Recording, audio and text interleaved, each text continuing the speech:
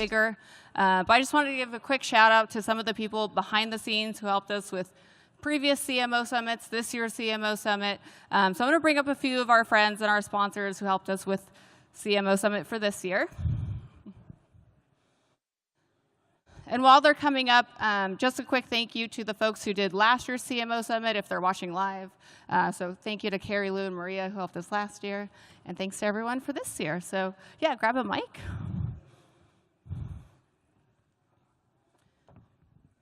Thanks for joining us all today. Maybe we'll start with you, Sangeeta, intro and why you're thankful to be here, all that jazz. All right. Hi, everyone. My name is Sangeeta Sridhar, and I head marketing for startups for Google Cloud. And we love SaaStr. You know, it is such a fun, cool, engaging community. And you just need to spend 2 minutes with Jason to know how much he cares about startups and founders. We have that in common.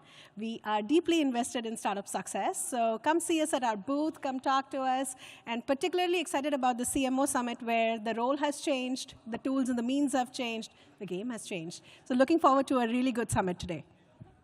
Amazing, yeah. We love Google Cloud. They're great partners. And one of our other great partners is Sydney Sloan from G2. Good morning, everybody. Happy to see lots of friends and new acquaintances in the audience. I think it's so important to, especially now, us as CMOs, to be learning together. And so the fact that we're all here sharing, like, this time is more disruptive than any of the decades that I've been doing this. And so there's a lot of still unanswered questions as we figure out how to traverse this new landscape. Yesterday, I did a session. G2 put out our annual buyer behavior report. And one of the staggering stats is that now 4 out of 5 buyers include LLMs in their research process. And that's where they go first. And so as we think about how do we change our strategies to be able to feed and fuel these LLMs, thankfully they go to peer review site second. You know, I think we're all trying to think through this. And so hopefully we'll learn some tactics today as we all navigate this crazy change. The rate of change is so fast, and I know we're going to talk about it a lot in our next panel. But I'll just go over to you, Alicia, from Demandbase. Hey, everybody. Good morning. This is Demandbase's first time at SaaStr, and we are so pleased with the warm welcome that we've received. And I'm really looking forward to the sessions today and to the CMO Summit. I think, to Sydney's point, it's really wonderful for us to be able to get together and kind of tackle the future of marketing as a group. We at Demandbase are trying to tackle that right up front as well. Yesterday, our CEO, Gabe Rogel, did a presentation with AWS about how our platform is tackling the future of AI and how it relates to go-to-market platforms. And we'll be deploying agents on AWS to be able to get us there and take advantage of the efficiencies that it'll provide us within our platform. So really looking forward to the content today and to meeting with a bunch of you all. Amazing. Well, thank you, everyone, for the warm welcome and kickoff. We're going to get started and bring up our first panel of the day. But just a round of applause to everyone who's here, who are our partners who helped us do this for today.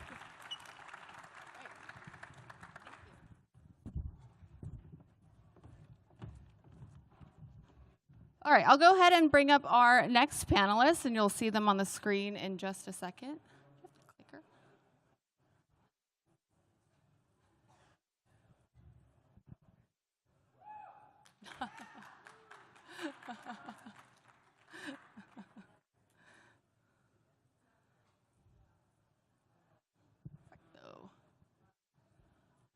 Yeah, I was like, do we do real faces or do we do AI faces? We got to do the AI faces. Thank you so much. All right, well, we're excited to kick you guys off for the CMO Summit. I figured we would start with a little bit of data, dig into how AI is truly reshaping marketing. If you've been here the last 2 days already, 2 days and a half, you know the rate of change has been so fast. There's been so much acceleration. I think for marketing in particular, there's just going to be a big debate that I've known I've already talked to you guys about of, like, where do you keep humans in the loop? Creativity in marketing is such an important topic. There's a lot we could touch on. I know we only have like 30 minutes and then Q&A, so we'll try and squeeze a lot in. But first and foremost, I want to intro you guys to this morning's panelists. So let's start with Reagan, who's the CMO of Clio. Do I say something? Hi, everyone. Great to be here. Do you want me to say something? If you want to introduce Cleo for those who don't know, I know Jack just spoke yesterday, so hopefully you guys saw that. But for those who don't know, Cleo in the room. Okay, hi everyone. I'm Reagan Adel, CMO at Clio. Clio's a legal tech company. So we offer basically the operating system for any law firm of all sizes now. We started in SMB and we've moved into enterprise, and so growing rapidly, and AI has been one of the most, or law has been one of the most impacted AI industries. So it's been really interesting and fun to be a part of that. Yeah, amazing. And then we'll go to Melissa from Red Canary next. All right. Hi, everyone. Melissa Chapiga. I'm CMO at Red Canary. We're a cybersecurity company. Excited to be here and excited to see some friendly faces, some former colleagues in the audience, too. And then a blast from my past, I thought I would grab Matt, who I saw here sponsoring SaaStr. We've known each other since 2016, I want to say. So it's been a long time, so thanks for joining the panel. Good to see you. We were reunited at SaaStr this year, but tell the folks a little bit about what you're doing now. Yeah, thank you, Amelia.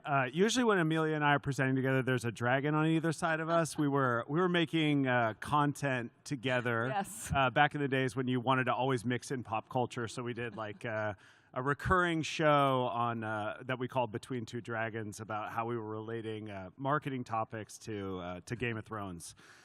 It was a big hit. I'm sure you all remember it. So I'm Matt Amundsen. I'm the CMO of Duplo Cloud. Duplo Cloud is an automated DevOps platform. So we're helping small businesses choose not necessarily to hire a DevOps engineer and stave off a lot of costs and gain a ton of efficiency by automating most DevOps tasks, because most DevOps tasks are repetitive. Yeah, awesome. I assembled this panel almost haphazardly, so I don't know if I should admit that, but you know, that happens at SaaStr. So I've known Matt for years, and we were reunited at SaaStr because Duplo is a sponsor. Reagan was introduced, and Cleo was introduced to us by Christoph Jantz, who's a SaaStr super fan, spoken pretty much every year but this year, so I think his streak is broken. And Melissa, I outbounded to, just to like come to the CMO Summit, and then I learned about the Red Canary bootstrap to 100 million story, and I said, come join this panel. And everyone actually has slightly different takes on how the rate of change is going, AI and marketing, so I'm glad you guys are all here to talk about this with us. I wanted to kick us off with just an example, because I think the number one question we get right now at SaaStr that both myself and Jason have gotten over the last 3 days and all of our workshop Wednesdays every week is, what's your AI stack? Literally number one question. I feel like it used to be, what's your budget in marketing? And now it's just, what's your stack? Like, what are you using? How are you using GPTs? How are you using LLMs? Like, even being here with the team this week, I didn't realize how much our marketing team at SaaStr uses Cursor. Like, I don't know how to use it. Like, I use a lot of other AI tools, not that one. And they're just in it. They're like literally automating some of the signage you guys have seen around here this week. It's insane. Like, the rate of change is just so crazy fast. And so I threw up this example on the screen of how everything has changed in marketing. I would say every single department within marketing has changed, design being one of them, right? So on the left is, your left? Yeah, your left is something we put into a program called ReveArt. I put the URL on the bottom, it's ReveArt.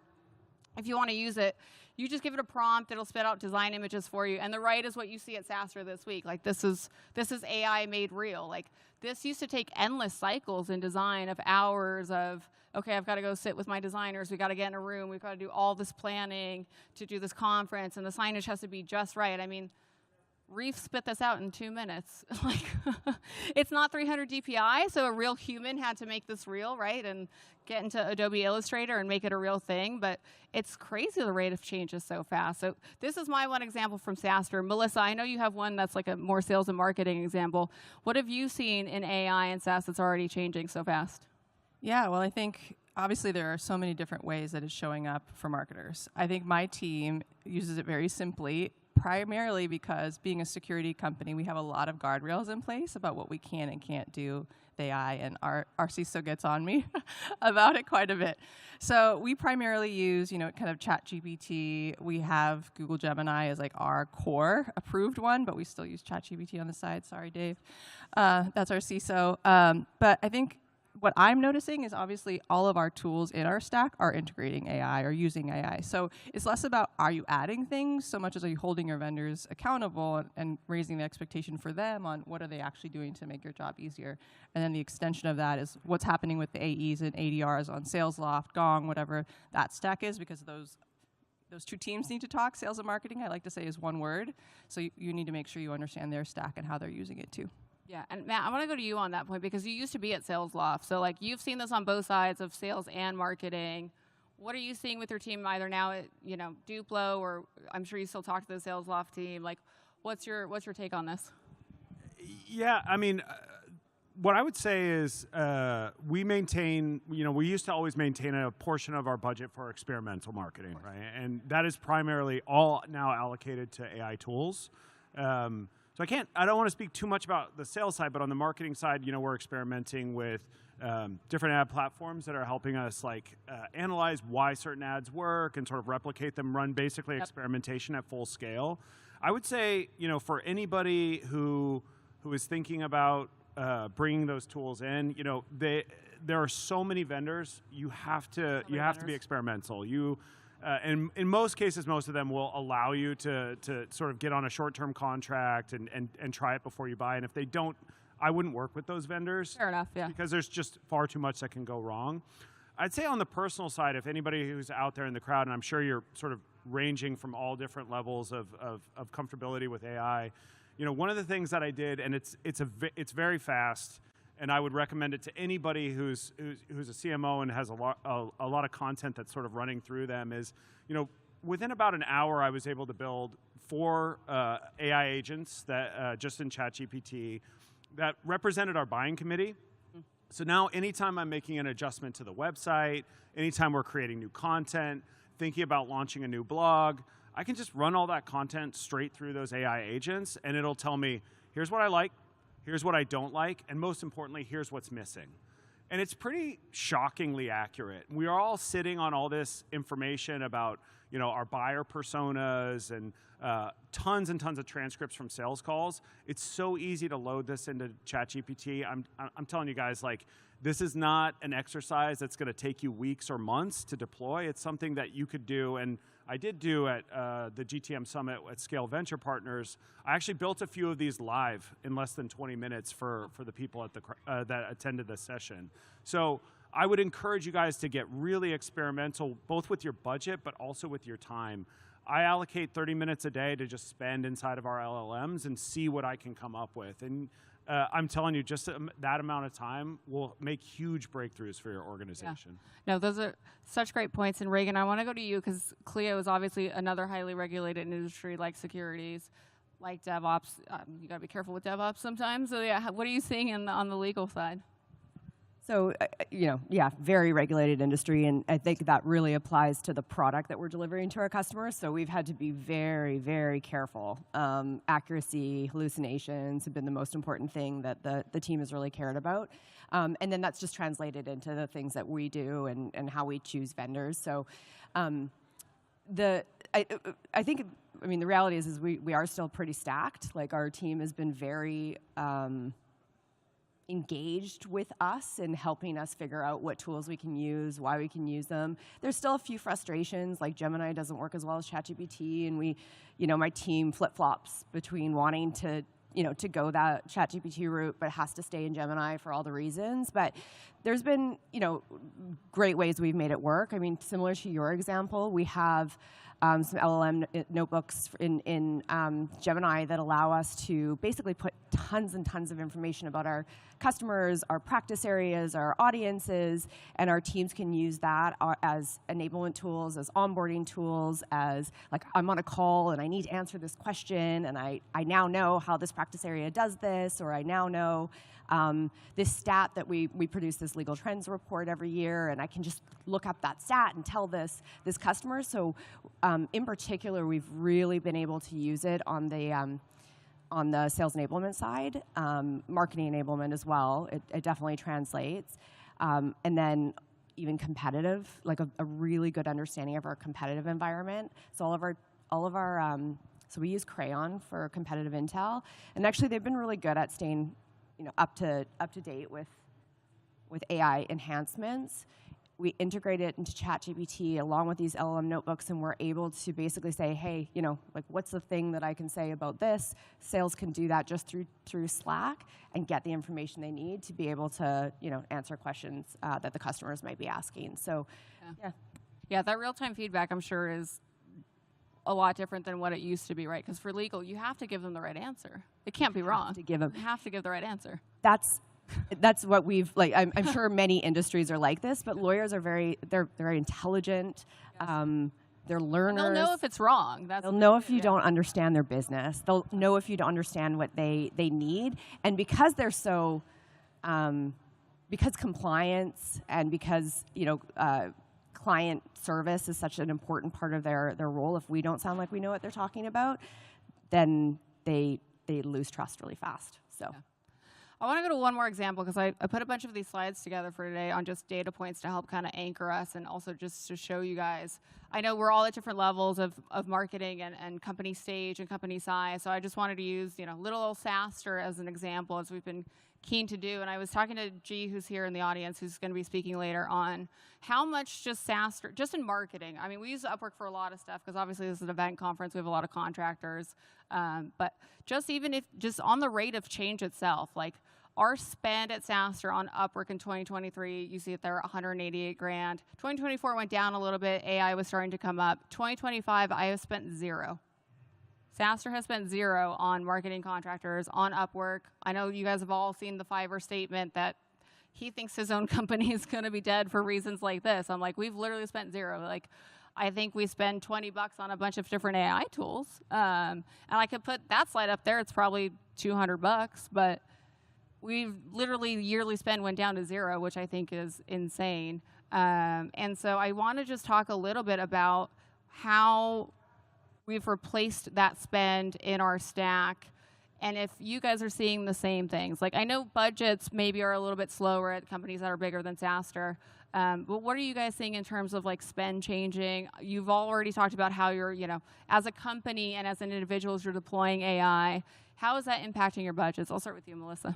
Yeah, it's a great question. I guess if I take a step back, the way that I think about our marketing budget is obviously like, what are we trying to do in terms of growing the business? And so I think the first step is that, in my opinion, AI can't do, is making sure that you have really clear alignment with the rest of your executive team on what are we trying to do? What is our growth strategy? What are our priorities? And then you line up the budget accordingly. And ideally, you're doing that in lockstep with your CRO, so that if you have a very inbound-driven strategy, which might be right for the audience you're trying to reach, or the segments you're trying to go after, you might be doing more on digital or more experimentation. If you're doing more of an enterprise play, you might need to do more ABX. So I think the first thing is really understanding what are you trying to do, and then where do you want to put your dollars in order to help drive that outcome. And then obviously with your CFO, understanding here's how long it's going to take to get to that return, here's what you should expect. So I think for us, our marketing budget stayed flat for the first 2 years I was with the company, and we've grown our budget by 20% this year, because our focus is really driving brand awareness in the enterprise, and we believe that being able to be targeted and spending more dollars to raise that awareness is going to be the right thing. So then it goes into what's the mix, what's events, what's digital, all of that. So our budget has gone up, which I'm glad for, and we advocated really hard for and brought data to the table on, and we are expecting some of that to be more efficient from AI, but we're still leveraging agencies. Yeah. I mean, I think it's when you have a very established brand and you can kind of crank this stuff out, because we're doing a lot of experimentation. We're actually spending more on agencies this year than last year. Yeah, I know. Reagan, where are you seeing budget go? Yeah, for us, it's all about reallocation. So we haven't done any cutting yet, and maybe we won't. But we have a pretty amazing data insights team, and we're constantly adding and looking at where we're spending our dollars and what's returning the best return, and we're actually able to do that a lot better now with some of the AI technology that our data insights team has. But reallocation in program spend, but more reallocation in technology. And I think about new technology, but it's also one of the bigger shifts that we're making is if technology isn't staying up to speed with what we need or what others are doing, we're dropping technology companies pretty fast right now with the favor of experimenting with some other things, or just frankly that we don't need it anymore, and that's been a big part. So reallocation, big. We are seeing things like this with our we do a user conference as well. It's not as big of this, but there's reallocation of the work that we're putting in and the contractors we use as well. Matt, I think looked like you were reallocating as well. Yeah, how are you tackling the budgets? Yeah, so I'm sure many of you guys have joined a new company and seen what they're spending on, and there's parts of the budget that just don't make any sense to you. When I joined DupliCloud, we were spending a ton of money on agencies and consultancies, and I have, first of all, I disagreed with it. It was the type of budget that I saw when I worked at Tibco, which is a gigantic organization. So I wanted to bring a lot more stuff in-house, and when I approached the company, I said, I don't want to have any sacred cows. I worked at Marketo, and I've been a Marketo user for years and years and years, and I said, hey, if that doesn't make sense for our business, that shouldn't make sense for our business. There's digital ad agencies that I've worked with for 12 years, and I said, if that doesn't make sense for our business, then I don't want to bring it into the business. And so I said, hey, let's look at everything that's new. And I've seen some really exciting new technology. We are in a fellow Portco at Mayfield is a business called Kalos. It does some of the most amazing work that I've seen with LinkedIn ads to date, far better than what I was getting from previous agencies. And I loved the human touch, but the scale at which AI gives you to do experimentation and have a shorter feedback loop and figure out what works and really optimize what is one of the most expensive ad channels that's out there is something that we should all be sort of looking at and diagnosing and saying, hey, just because it worked in the past and we love this agency, and I do love them, they're some of the sweetest people and helped me be really successful, but if it's not right for the business, it's not right for the business. And there are alternatives springing up every single day. You walk that expo hall, you're going to see stuff that you've never heard of, never seen before, not necessarily in booths, but a lot of them are just walking around. They like to hack SaaStr. It's really impressive. And it is at a significantly lower cost than what we're all used to. Yeah. What does that mean? It means that we can put more money into the ads themselves. We can run more ads. We can have more campaigns. And isn't that what we really want? So I think, you sort of have to challenge your older expectations around where your budget's going to and start adopting some of this new technology, because it's just an opportunity to run increasingly more efficiently. Yeah, I think that's such a great point. And I know, let me see if I can click ahead here on some slides. To your point on replacing spend and getting better ROAS, right? So this is I'm sure you guys have played around with this because you're at SaaStr, but if not, we talk about this a bit. This is our Delphi AI. I think he's talking right now on the main stage too. We poured 12 years of SaaStr content, all of Jason's content, my content, every speaker that's ever spoken at SaaStr, we threw it into our AI. This is like this AI is everything to us now. It's crazy. It's our #1 ghostwriter. So we have no more ghostwriters at SaaStr. We just have the AI do it. I would say too, like the articles now that we have our own AI is better than ChatGPT.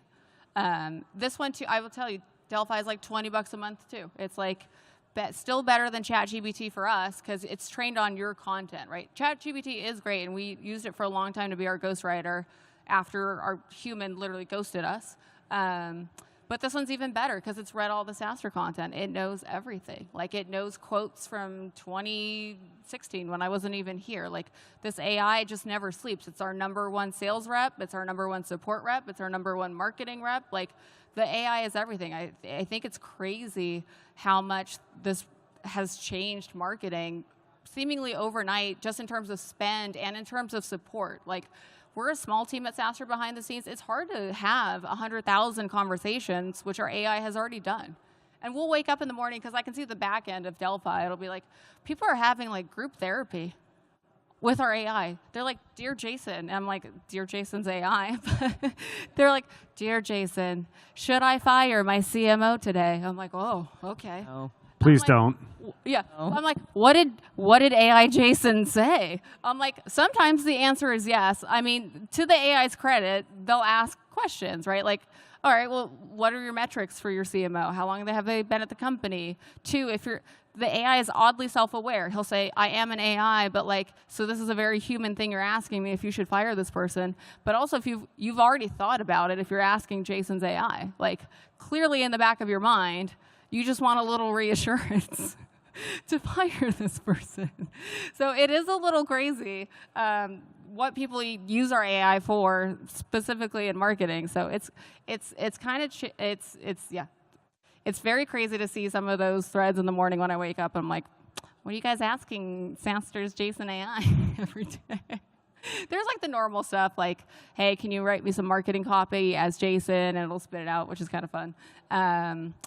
All right, there's like 2 last points I want to get to because we're going to run out of time, and I want to take some questions at the end here. We use Descript. They're in the expo hall, so you should go visit them. But that has changed our video editing overnight, so we don't have a video editing team anymore. We use Opus, who I think is here at the AI Summit, and we started using this thing called Higgsfield to do AI-generated content. It does VFX, so if you guys know like vision software, it does literally movies in 2 seconds. So there's a lot of great tools out there. I could talk about it more later if you guys want to know. But I want to go back to something Matt said, and I've got a perfect slide and roll up for this on ROAS and ads and agencies. And this is a hard one because I agree. Like, I think for us, you can see our ROAS on the screen. It's, I think 3 is not bad with an agency in 2024. But we dropped our agency and replaced it with AI. The screenshot is just Google Ads Max. I'm like, why? To your point, Matt, like, why do I need an agency if I can just throw in the images and the AI does it and it's got a better ROAS? Like, I mean, I know you've already talked about this a bit, but it's just so crazy to see this, isn't it? Like, we would have never dreamed about this when we were making dragon videos. No, I think, I mean, this is, I think what Max does is great. But like, I'm also seeing agencies that are coming up with the creative, and they're nailing down the parts of your ads that are so successful, whether that's the design, whether that's the copy, and giving you learning so much faster because they're able to scale that level of experimentation. We talk about A/B tests, right? Like, now we really have to be talking like AZ tests or AZ alpha tests, right? Like 100%. The sheer volume that it can crank out is really, really impressive. And so when you're, if you're a company in a new space and you're trying to figure out like, what is our core messaging? What is really going to resonate with our audience? That's so hard to do if you're running at the old speed that we've all been running at for so many years. So just, shortening that feedback loop and learning as fast as humanly possible is one of the biggest advantages that you get from AI platforms like this. Yeah, and then before we run out of time, I'll skip ahead because I always make too many slides, but I like to be prepared. So there's some fun data there. We're all at an event. This is a fun one. I'll try and hit real quick, and then we can do predictions at the end for fun. So I know we've all been talking about AI. We've all had different examples of how AI is helping us. And yet, Jason wrote this up, like, I think a week ago, right before SaaStr, because events is one of these things. 70% of marketing pipeline comes from 4 things. It's SEO, it's search, it's social, and it's events like SaaStr. So, like, I want to get your guys' hot takes because I didn't show you this slide beforehand. So hot takes on what you think about like encompassing and enveloping AI and all that. Like, we've been talking about it for 20 minutes. I'm like, and yet we haven't really even touched on these 4 things. That's really driving revenue. I mean, I have a strong opinion on SEO and an unformed, I guess, next steps because it's changing so fast. Like, I mean, that for me is what organic search was one of our highest performing channel, not just from a ROAS perspective, obviously it is, but just from a conversion rate, highest conversion rates, et cetera. And it's just absolutely changed. And we've been lucky in that I think if you have strong SEO foundations, you can still rank in Google and everything, but that's not going to be where folks are searching anymore. I think that's become very, very clear to us. Our market is probably a little slower to shift pattern there, just in the searching for technology perspective, but it's incredible how fast it's changing. And candidly, I've found it really hard to find folks, technology that have been able to keep up with understanding where search traffic is coming from, but it is coming from these LLMs. It is coming from the AIOs. It is coming from all these different ways that people are searching, and it's not as trackable anymore. And so that's something that we're going to have to stay very, very in tune with and make sure that we're adapting our strategy, make sure we're adapting the places that we have content, how we're interacting with communities, all of those things. And that's been one of the biggest pivots we've made or are making as we watch this change. Yeah, on my end, I would say one of the things that we recently did was we took all of our large deals, 20 plus of them over a time period, and we had the marketing ops team take a look at all the different touch points, pre-opportunity to closed won, because my team is very much gold on what percentage of revenue do we contribute to, and then we work backwards from that, right? So we did that, and then we took that data and put it into AI, and it spit out basically the same thing, but it also gave us insight into what part of the funnel are these interactions happening? And then where do you need to, based on where you have gaps in your pipeline, do you need more pipe gen? Do you need more pipe mat? Where do you need to actually put the dollars and what's working? One of the ahas was, okay, great. We do a lot of events. We actually spend an absurd amount of money on events. We do more events than we did at Salesforce, which is like, it blows my mind. But the cybersecurity community loves events. They love talking to each other. But those events were very rarely pipe gen activities. They were pipe accelerate, pipe map. But our sales team thought that they were pipe generating activities. And so with that data, we were able to have a conversation with them about, hey, you want more pipe. This is not going to get you the coverage you need. We actually need to do more and shift dollars away into more of this digital stuff. And these are specifically the channels that, based on the personas we're trying to reach, we need to invest in. Because I always tell my team, we sell to people, not accounts. And we need to know, I love that buying committee AI. I'm going to go try that when I get home. But where are those people going? And then how are those people getting you into the opportunity? And then what do you need to do post-op to go engage the rest of the buying center? Yeah, so there was a question that we were going to have on the panel, but I don't think we have time for it, which was like, what are some of the old things that are, still working? And I had my ideas, and I was like, you know what, I better double check this in Salesforce. So I was like, oh, we our 2 biggest deals came through just organic search, just regular old organic search from last quarter. And we're a business where our average sale price is about $72,000, but occasionally we'll get some that are, are 150 to 200K. And I was like, oh yeah, those came from organic. And then I dug deeper, and what I realized is they actually came from LLMs. They both came from ChatGPT. And we've been thinking about the shift in search for quite a while. And one of the things that we all have to be really conscious of is in the shift in search is that people don't search using LLMs the same way they search using Google. In Google, they'll search for a category. For a long time, I worked at Marketo. If you were looking for a marketing automation system, you'd say marketing automation system, and it would turn up results. Now they're more looking for use cases, and they're looking for who are the vendors that can help me with this use case. So for all of you marketers out there, one of the things I'd really encourage you to start thinking about is more content around use cases, because that turns up really well under the LLMs. The other thing I will say is get your G2 game up big time, because it pulls so much data from G2. Yeah, it does. Especially when it's asking for vendors. So things like vendor comparison, success stories that are listed on there, they drive a ton of results. So get your G2 game up big time. Yeah, I love it. Okay, I know we're running out of time. So let's end on, that's a fun one. All right, I'm like, I made this panel 2 hours or something. So let's just wrap on predictions. Matt and I used to do predictions because we worked at a company called Everstring. It was predictive marketing. So the end of every Between Two Dragons video, we did predictions for something in software and SaaS and marketing, and then also a Game of Thrones prediction. Some of which we got right, which I'm still proud to say. So, but yeah, I want to do quick predictions for just marketing and AI. Matt, if you want to go first, since this was our old tradition. Yeah, I mean, I think a lot of what we are used to doing from a go-to-market motion is all going away. The old playbook is pretty dead. For those of you who know Craig Rosenberg, he and I do a podcast together called The Transaction, where we just talk about the new playbook. And it is revolving around AI. And if you're not leaning in, the industry is going to be leaning out on you, right? And we all know what it means to be a CMO. It's a precarious position, although I need notes. 8 years, incredible. Incredible, one brand, 8 years. That round of applause, please. So I think challenge your expectations around, what are you bringing in? What is in the stack? What have you always been comfortable with? And are you just buying it because you're comfortable and you know that great sales rep?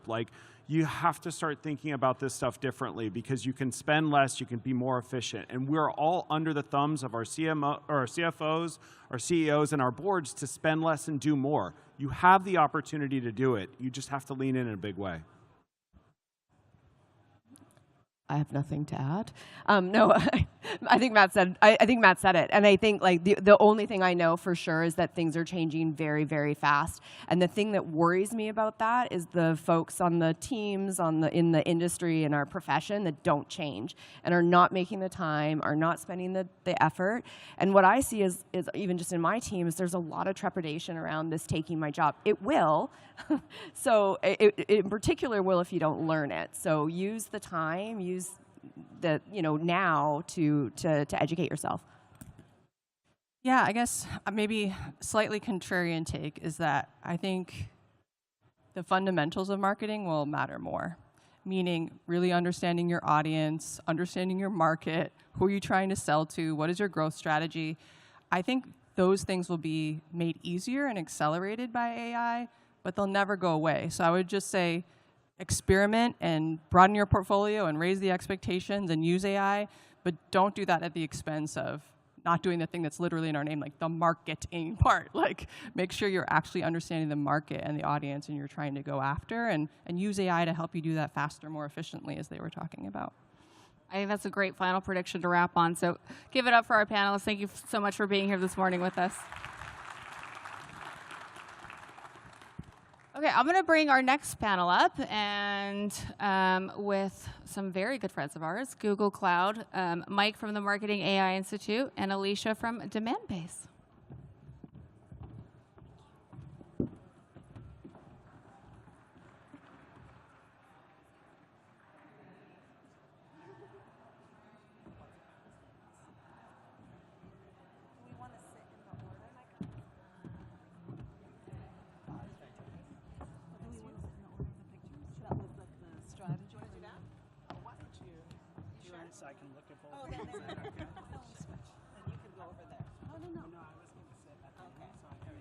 Both of you? As you wish.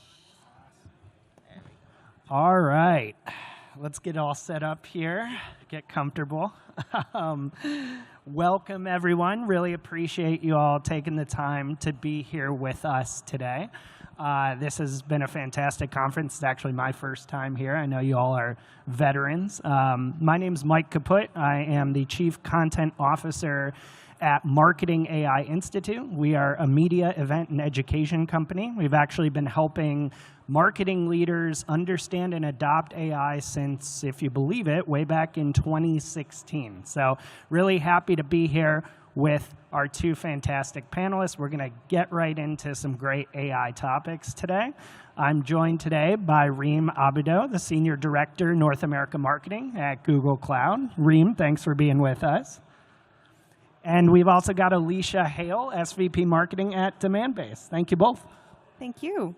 Excellent. So we're going to jump right in. Before we kind of get into big picture strategy, use cases, I want to just get a sense from both of you. Maybe Reem, you could start first. How are you personally using AI? It could be small, little things you're doing, fun stuff, important stuff, whatever. Just give us a sense. Sure. Other than trying to identify the newest fashion trends, there is a personal use that actually helps me professionally.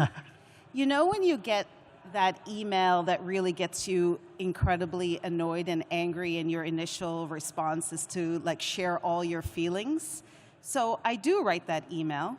I put it into Gemini, and with the prompt of, make me sound less defensive, angry, and wanting to respond aggressively. And it actually spits out a lovely response where, you can tell I have an opinion, but you can't tell how angry I am about the communication that I received. And, it's been pretty successful. Nobody could sense my frustration through it, but they knew that something needed to happen. Tip for everybody. When they tell you to go for the walk, you don't need the walk anymore. That's really funny, too, because everyone, rightfully so, talks about the dark side of AI and all the problems. How many fights and arguments has it prevented at this stage right now? I mean, that's a great use. If I answer that question, then you know how emotional and, emotive I am. Alicia, how about you? It's really funny. Reem's example reminded me that I did that with my last round of performance reviews. When I had to give performance reviews, I loaded them into one of the GPTs to just soften it a little bit, or to orient it to be more direct, based on each of the employees' ways that they like to receive feedback. But personally, I use different models. Gemini being one for my day-to-day for content creation. It really helps to create different thought starters for me, or to get through writing blocks that I might have. And just because that Gemini has been integrated so well in Google search, I think we use it every single day in ways that we probably don't even realize as we're interacting with search engines as well. That's fantastic. So to kind of frame our discussion today, I wanted to just share a quick data point from a report that our company released literally yesterday called the State of Marketing AI Report. If you want to check it out, it's at stateofmarketingai.com. We surveyed almost 1,900 marketing leaders about AI usage and adoption. Tons of really interesting data from that, but one thing that really jumped out to me is we asked about what are your barriers as a marketer to actually adopting AI? And the top barrier, which, spoiler, we've done this 5 years now, it is always the top barrier, it has not changed, is a lack of education and training, which we're going to talk about specifically in a little bit here. But as a bigger frame, to me, this is about CMOs, what's working, what's changed with AI and marketing. It's about leadership, and really at the fundamental level, education and training are a leadership issue. So I think it really highlights how fast this is moving, and yet with how fast things are going, a lot of things change, but unfortunately a couple things stay the same. So I wanted to kind of kick off and understand from both of you, what is the biggest change or most important change you've had to make in your marketing because of AI in the last year or two? Reem, maybe kick us off here. There's two really important points that you made here that I wanted to hit on. Number one is AI fluency, and then the second is about the changes that you need to make in your business. How many of you feel like in your organization everybody is very familiar with AI? Can put your hand up? Not a lot. Yeah, and whether you're a small company or a large company, improving fluency is one of the hardest things, because as CMOs, you are champions of revolutionizing the culture and actually making the transformation that's necessary, right? So one of the things that we've had to do in Google Cloud, even though we do actually offer AI solutions, is knowing about those products, but more importantly is how to use them. So we actually developed an AI fluency program which has 3 key criteria. Number one is Boost Bites. They're basically snackable, snackable videos that you can watch 10 minutes long that teaches you about the basics of Gen AI. The second one is Elevate, which is an hour-long, very hands-on, very much about learning not only what they are, how to use them. And the third is an Accelerator. It's more of an advanced course. When you make that a mandate, which by the way, we have it as a mandate that every single marketer has to learn how to use it, then it actually becomes pervasive within the culture. And we're actually going to be making this public for other marketers and other companies to be able to use it, because it is really about changing the culture from within, because many of us don't have employees and people in our teams who really know how to use AI. So that's really critical. So based on that baseline, then you're shifting the way that the business is performing and your marketing teams are performing. And there are 5 key elements within how we're functioning and driving our organization that are important. Number one is how to use AI for market insights and analytics. This is actually predicting the behavior of your customers. And AI agents can do that for you automatically.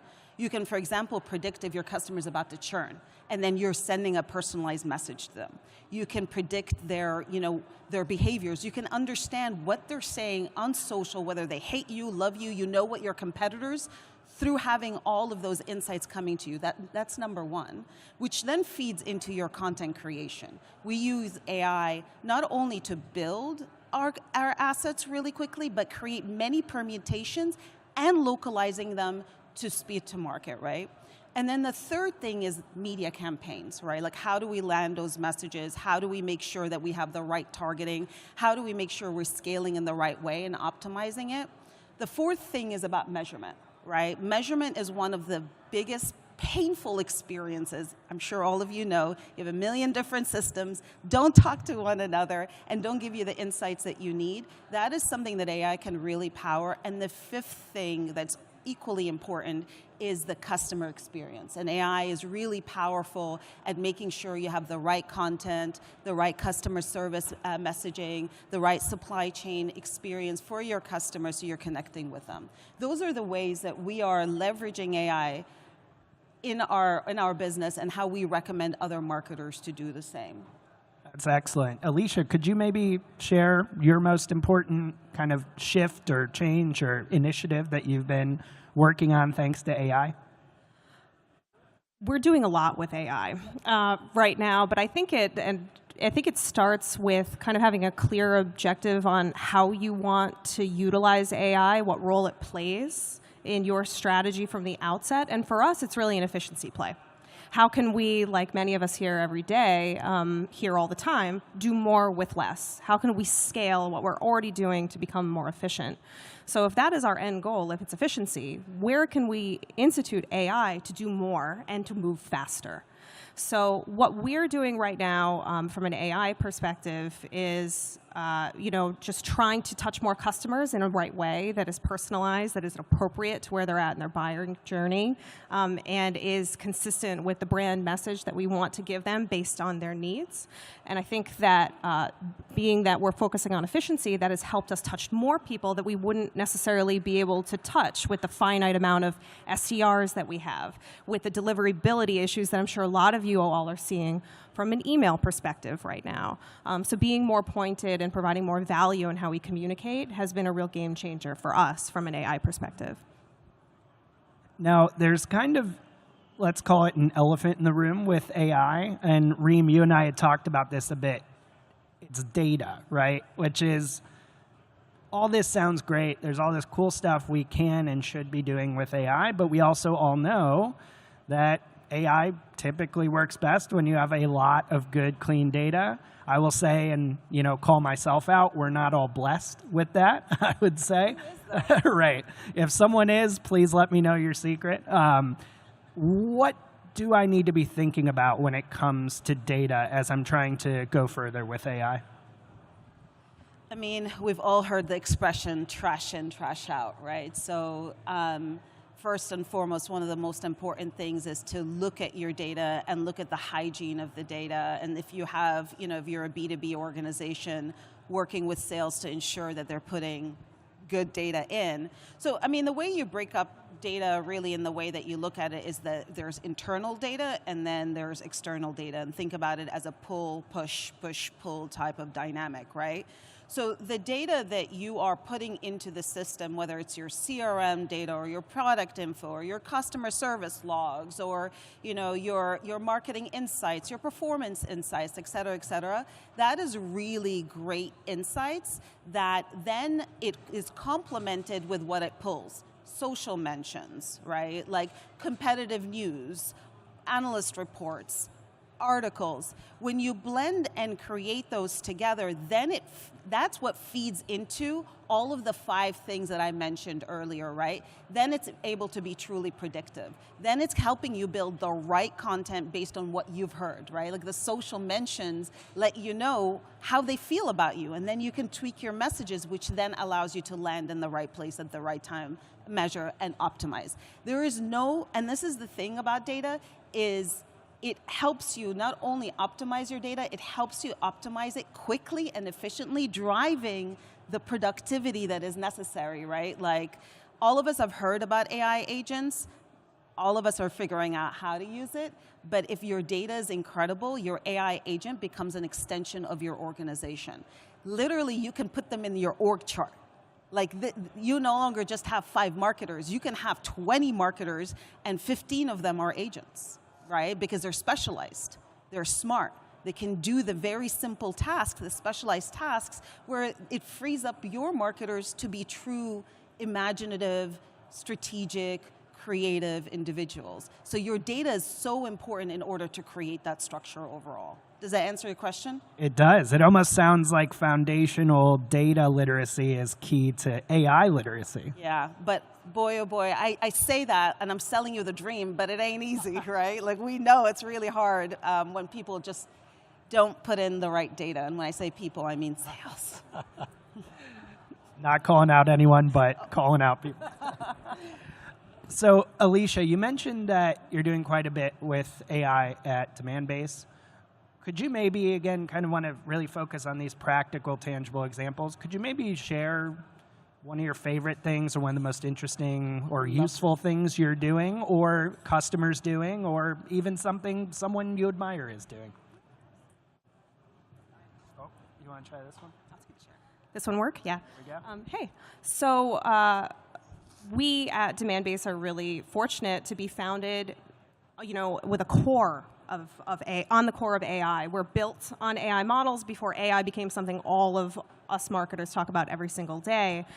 So I just wanted to highlight two things that we're doing that are incredibly practical, because if you all are anything like me, I get incredibly frustrated when we talk a lot about AI as a concept, and and don't see the throughput to be able to connect how we can actually implement it in our day-to-day lives. So the first example is how many of you are frustrated when you have to do or submit an analyst report?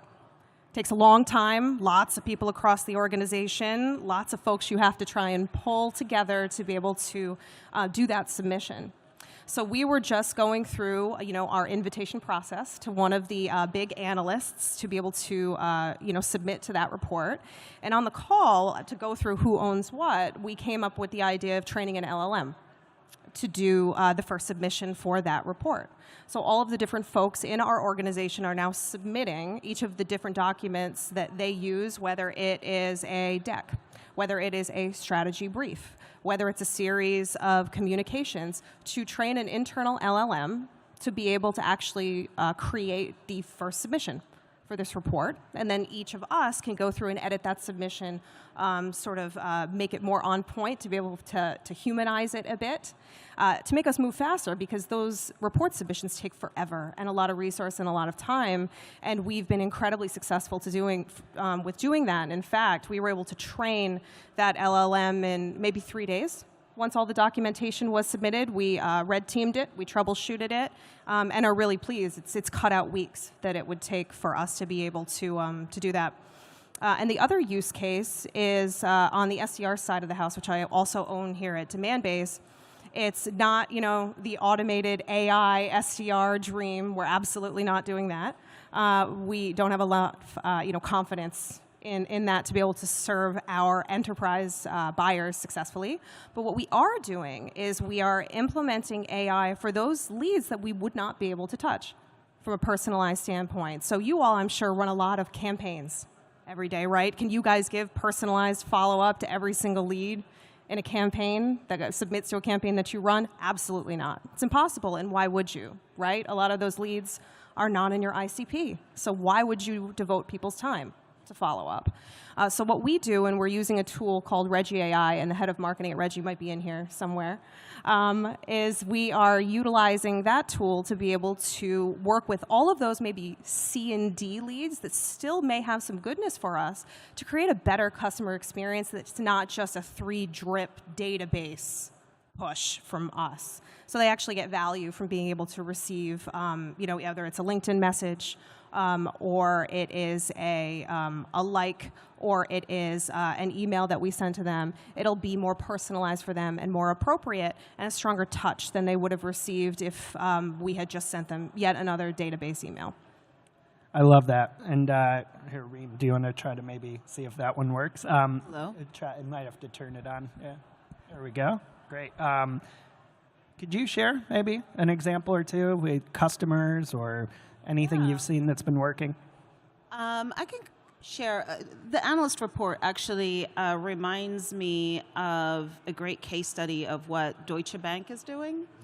They are leveraging AI to inform financial analysts through all the data that's being inputted, which then generates all the insights, trends, and behaviors that is then leading into how they're communicating it.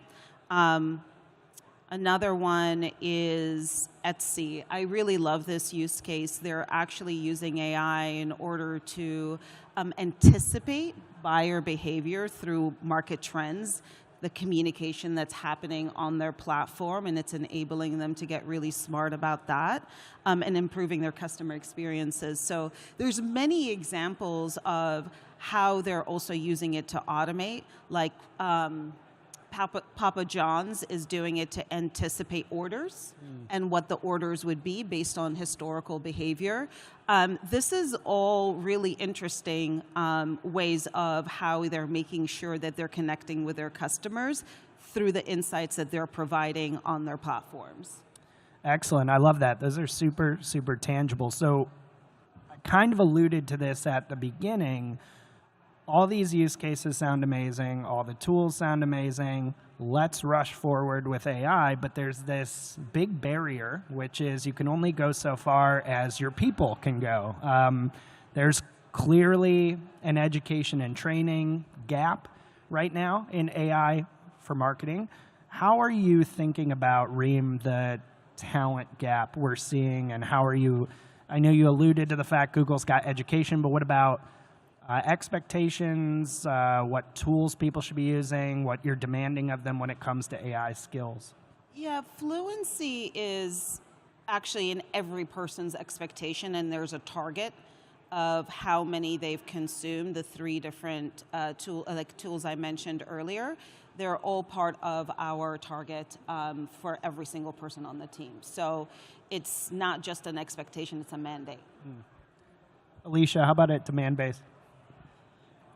Yeah, I think that one of the things, and there are a few different things we're doing, we're allotting L&D budgets to additional training. We're making it a point when we bring new employees to the company to look for that AI fluency within their portfolio to help make us more AI forward as a collective.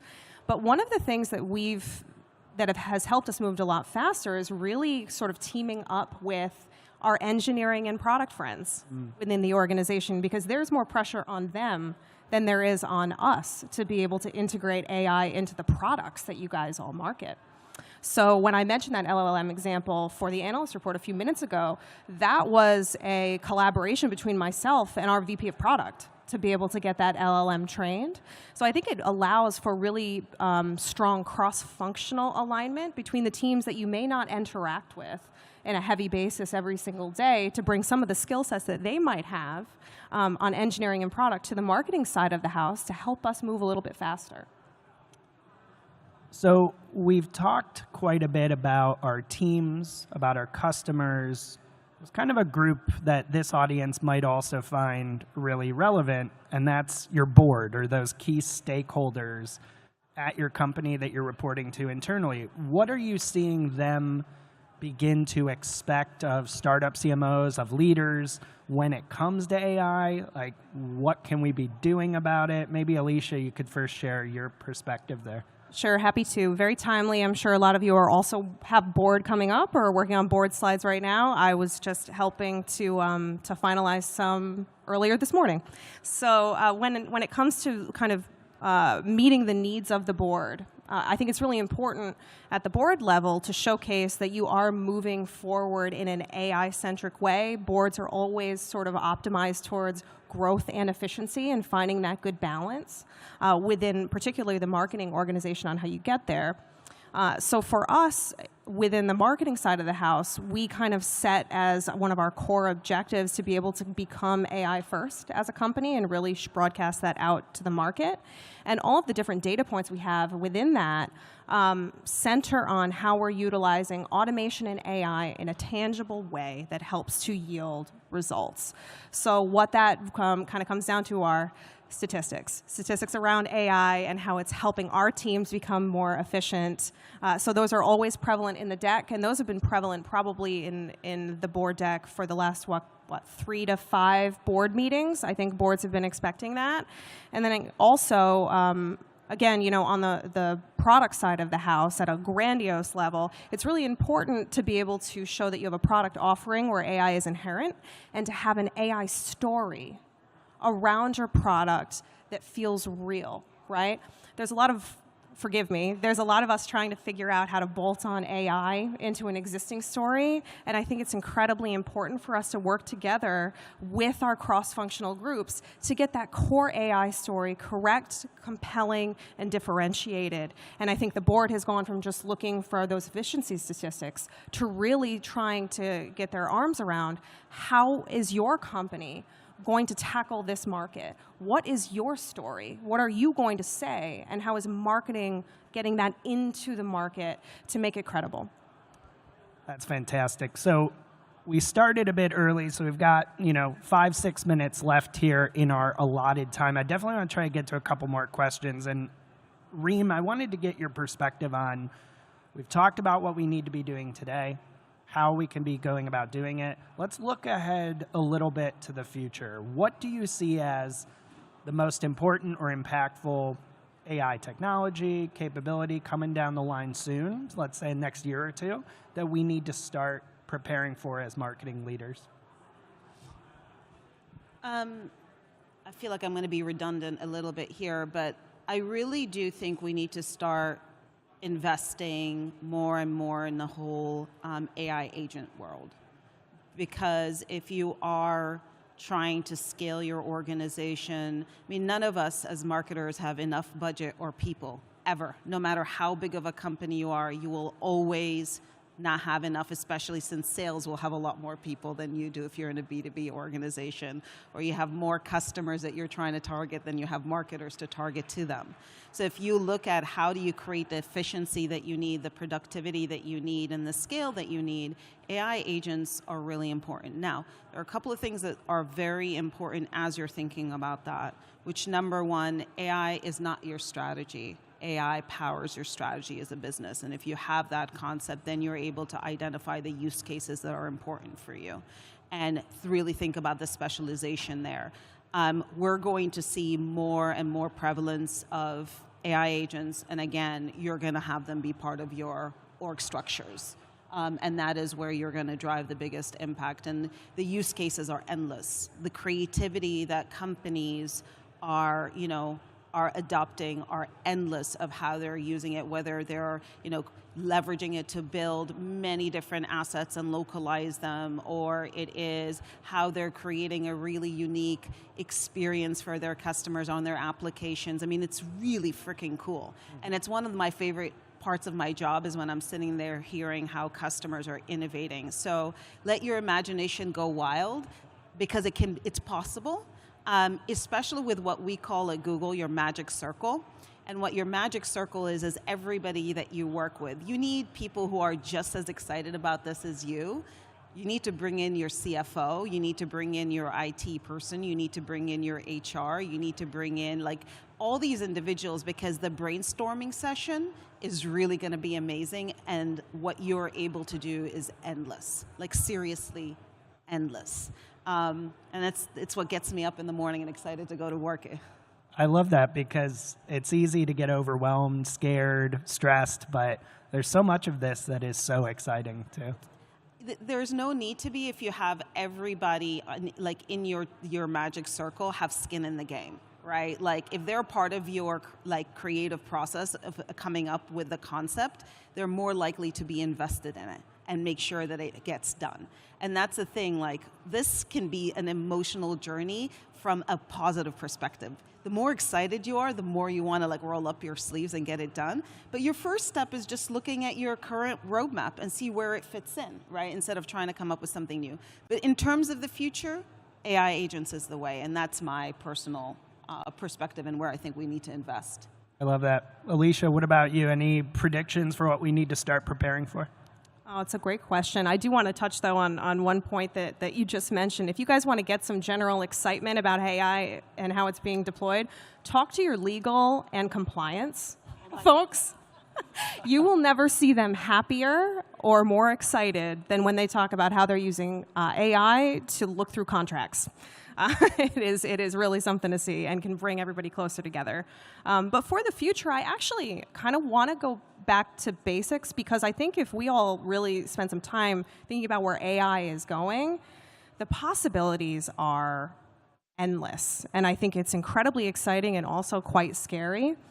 But I think that, and I'll speak for us, I think more emphasis really needs to be put on how we get our data in a place to actually utilize all of the AI innovations that are coming. The agents, the different multimodal models that'll be creating voice and text and imagery, the different intelligent models that'll be able to guide our strategies and show us how to competitively position and differentiate. But the data problem is such a core problem for all of us, and it's not just Salesforce data, it's all of the third-party data that we have to purchase from all of these different vendors. I would venture to say that, like we all mentioned earlier, I don't know anybody that is in a great place from a data perspective. So I would keep an eye out for innovations that help us get that right, to help data be cleaner and clearer so that we can take full advantage of AI so it is a force multiplier for us, rather than something that we have to, which is the state we're in now, continually check, validate, test ad nauseum, because the trust in AI right now is not there. And I don't think that we'll be able to get there unless our data is in a good place. I love that. So we've got about 60 seconds left here, so I want to try to squeeze this in. Maybe Alicia, you could kick us off. I want to leave people with like a takeaway. It's always awesome to hear big picture, all the ideas, all the use cases, but like, what's the next thing I should be focused on? What advice do you have for people trying to go further with AI when they leave this room today? Yeah, I think it's just start. I think that we can get so buried with all of the different options and sort of these strategic imperatives, but I think it's just start small, and start with your use cases. Where do you think you can make your organization more efficient, and how do you get there? Reem, I'm going to leave you with the last word here. Any advice? We all have challenges with building content and building permutation of content. You have available tools that are there for you to do that really quickly. I mean, obviously, I'm always going to tell you, go to Gemini, right? But there are tools that will help you build the content that you need and every asset that is needed in order to scale. Just start small, and then you can build the tools that you need in order to hyperscale it for you and turbocharge your entire marketing business. But the first thing is content, because that's, I feel like, the quickest way to get it done, and also the most important thing to get your information out there in an easy and quick way. I love that. Reem, Alicia, thank you so much. This was amazing to learn from you. Give them a big round of applause. Thank you. And thank you to you all for taking the time to listen to us. Hope you have a great rest of the event.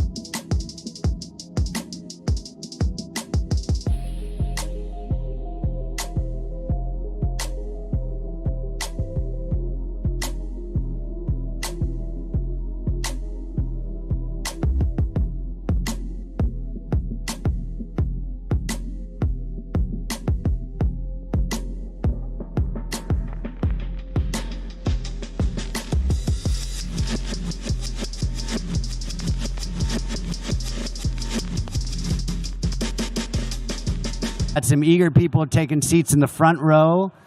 I'm curious if there's CEOs or CMOs that are wondering what's next for them. So we're going to get started here in a minute. If you want to make your way up to the session area. I'm going to sit here, I thought. I'll sit here. This would be even better.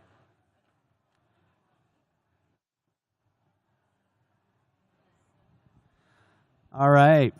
Finished up those yummy lunches. I see some folks gathering in. Right. We'll guilt you into sitting down. All right. Well, we have a fast, furious 30 minutes, and so we'll start by asking a couple quick questions of the crowd. The title of this is, of course, is Marketing AI at the C-Suite, and what every CEO expects from their CMO. How many of you out there have a CEO? All right, so we already know that their expectations are pretty tough. Imagine if your CEO was a former CMO. How hard would that job be? We have one of those up here with us. And one of our panelists, I actually date all the way back to kindergarten, although it was our child that went together. And then lastly, what it must be like having a CEO who is a former brigadier commander of the IDF. So when you think about the role of these CMOs, I don't know that it could get more difficult. So we'll start with maybe some introductions of yourself and how long you've been a CMO, please. Hello, everyone. I'm Laura Heisman, and I'm Chief Marketing Officer at Dynatrace, previously with companies like VMware, GitHub, and others. And it has been an incredible ride to see what's happened over the last few years with AI. Looking forward to talking about that and what the impact is with our CEO and board, et cetera. Those are some household names. Hi. Can you hear me? Hi. Manish Gupta, I'm the CMO at Launch Darkly. This is my 4th CMO gig. Prior to this, I've been CMO at companies like Redis, Sonar, and also ran the Java business at Oracle. Look forward to conversations. Very interesting. And yes, my CEO used to be the CMO. All right, all right. Hey, good afternoon. My name is Shashi Kiran, and I'm the CMO at a company called Checkpoint Software, which is one of the pioneers and leaders in the cybersecurity space. And, over the course of my career, I've been in larger companies like Cisco, VMware, and smaller startups, and this is my 5th or 6th CMO gig. All right, so we've got a seasoned panel up here that we're going to blow through the content and the questions so we can actually engage with you all that probably have some, like, how are you going to survive tomorrow? So the first question we'll start with, in the age of AI, what's your tech stack even look like, and does your CISO have to, like, I can imagine your job's like you're handcuffed. The board's saying to your CEO, you got to do something in AI. Like, how's that work? How did it come down to you? So our tech stack is probably like many of your tech stacks. It's a lot, and we are looking at how we can optimize everything right now. But what I'll start with saying is 2 years ago, it was go try everything you can with AI as fast as possible. And then probably 3 weeks later, the CISO, the compliance teams, the legal teams, everyone said, stop everything. We need to figure out what that means. And it became then a board conversation. It became a CEO conversation. How do we manage all of this? And now it's, again, how fast can you go? And so we are looking at how to optimize, not just buy new tools. It is what do we have, what can we leverage, maximize everything we possibly can to make things work better together. Are you teaching your team how to use AI then? We are. We have a marketing AI council.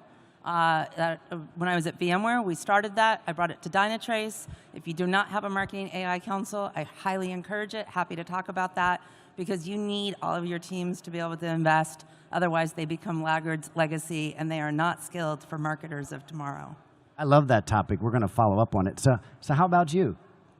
Yeah, at last count, I think we have something like 23 tools in our stack. How do you afford to pay for all of them? I'm sorry? How do you afford to pay for all of them? We can't talk about that here. I think it's always a question on what percentage of a budget is going into tools, right? My rule of thumb is 5 to 8% is where I like to keep it overall. But really, in today's day and age, there are 3 buckets of where you can put AI in the tools. The existing stack that you have most of those vendors are infusing with AI capabilities, right? So that's one step, which is, can you incrementally evolve and take advantage of those capabilities? The second one are pure play, right, from scratch. They are AI native companies, and can you insert those tools in the stack without disrupting your workflow, without disrupting the practices that are already in place in your company? And the third one is, can you do some of this DIY stuff, which take advantage of the pieces that exist in the marketplace from AI, and institute them into the work stream, so that you're just getting that better efficiency out of it. And so the team, my team, I'm encouraging them to think about each of those three buckets, because you can't really do forklift, uproot things that are working and suddenly expect things to be instituted tomorrow. And so this is going to be a gradual, incremental process that we have to be on. So I couldn't even imagine being at a security company and trying to use AI. How's that work?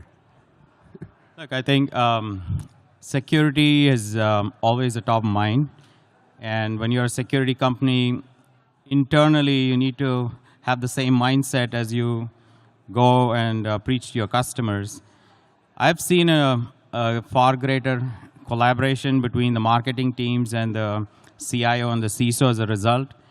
If you dial the clock back a few years ago, when things like GDPR compliance came about, we started to have a greater interaction with the CIOs back then and the CISOs. Now I think that degree of collaboration is amplifying, and we're seeing a lot of shared common ground as a result. And to the point that Manish was making, we're looking at low-hanging fruits where existing vendors that are already on board, can you take advantage of AI capabilities that they have brought on themselves? So it's an incremental effort. And whenever you're looking at something new, obviously, there's a greater amount of looking at, are you within or outside the guardrail? And frankly, in a number of these cases, the guardrails aren't necessarily established. So it's an opportunity for us to go and see, does this warrant one? It's an opportunity to go engage. And we're seeing a lot of value add in terms of the workflows outside of the tool sets. Are you changing the workflows in a way that it enhances productivity and enhances efficiency? So those are the first wave of adoption and outcome driving that we're looking into. I'm smiling because I love that you just uncovered what most of us have been hoping for decades, which is there a technology that could actually break down the silos within a company? And it could be AI, because it's going to force us all to work together. And with that note, I'm going to presume that we covered how you get it and how hard it is.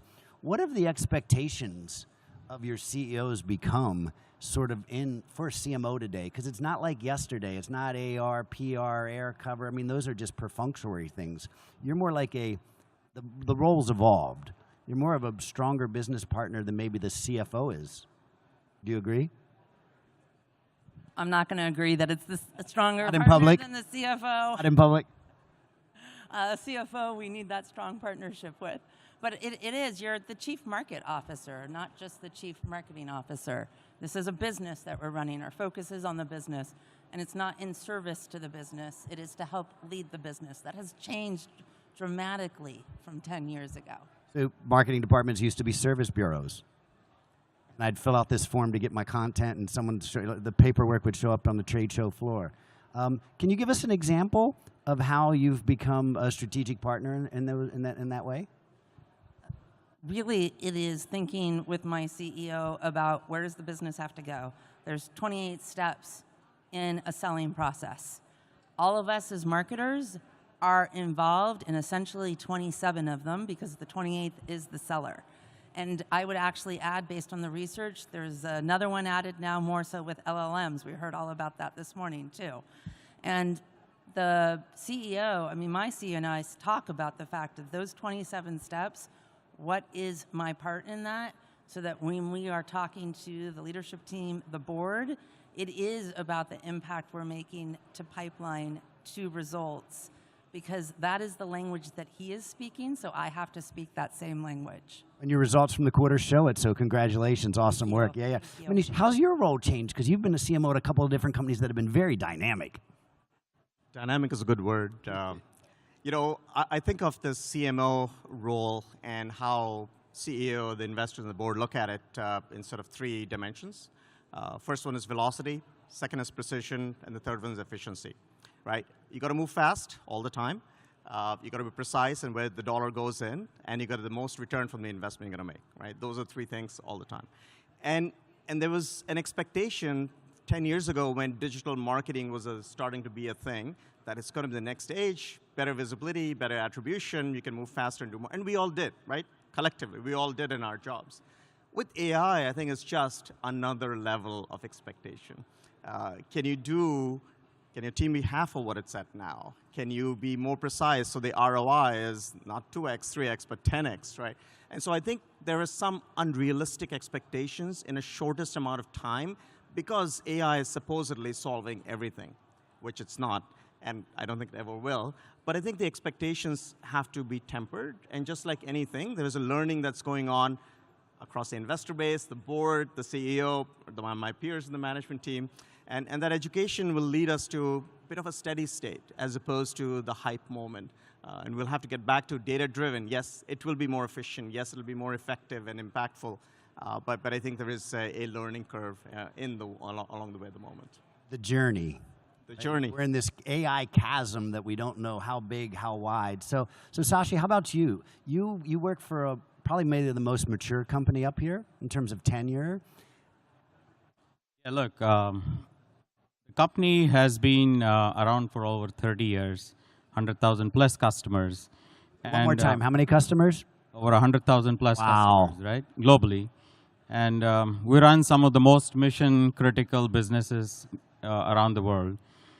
And we also use AI in terms of what we deliver for our customers. So we have this notion of security for AI and AI for security, because it's a two-way thing.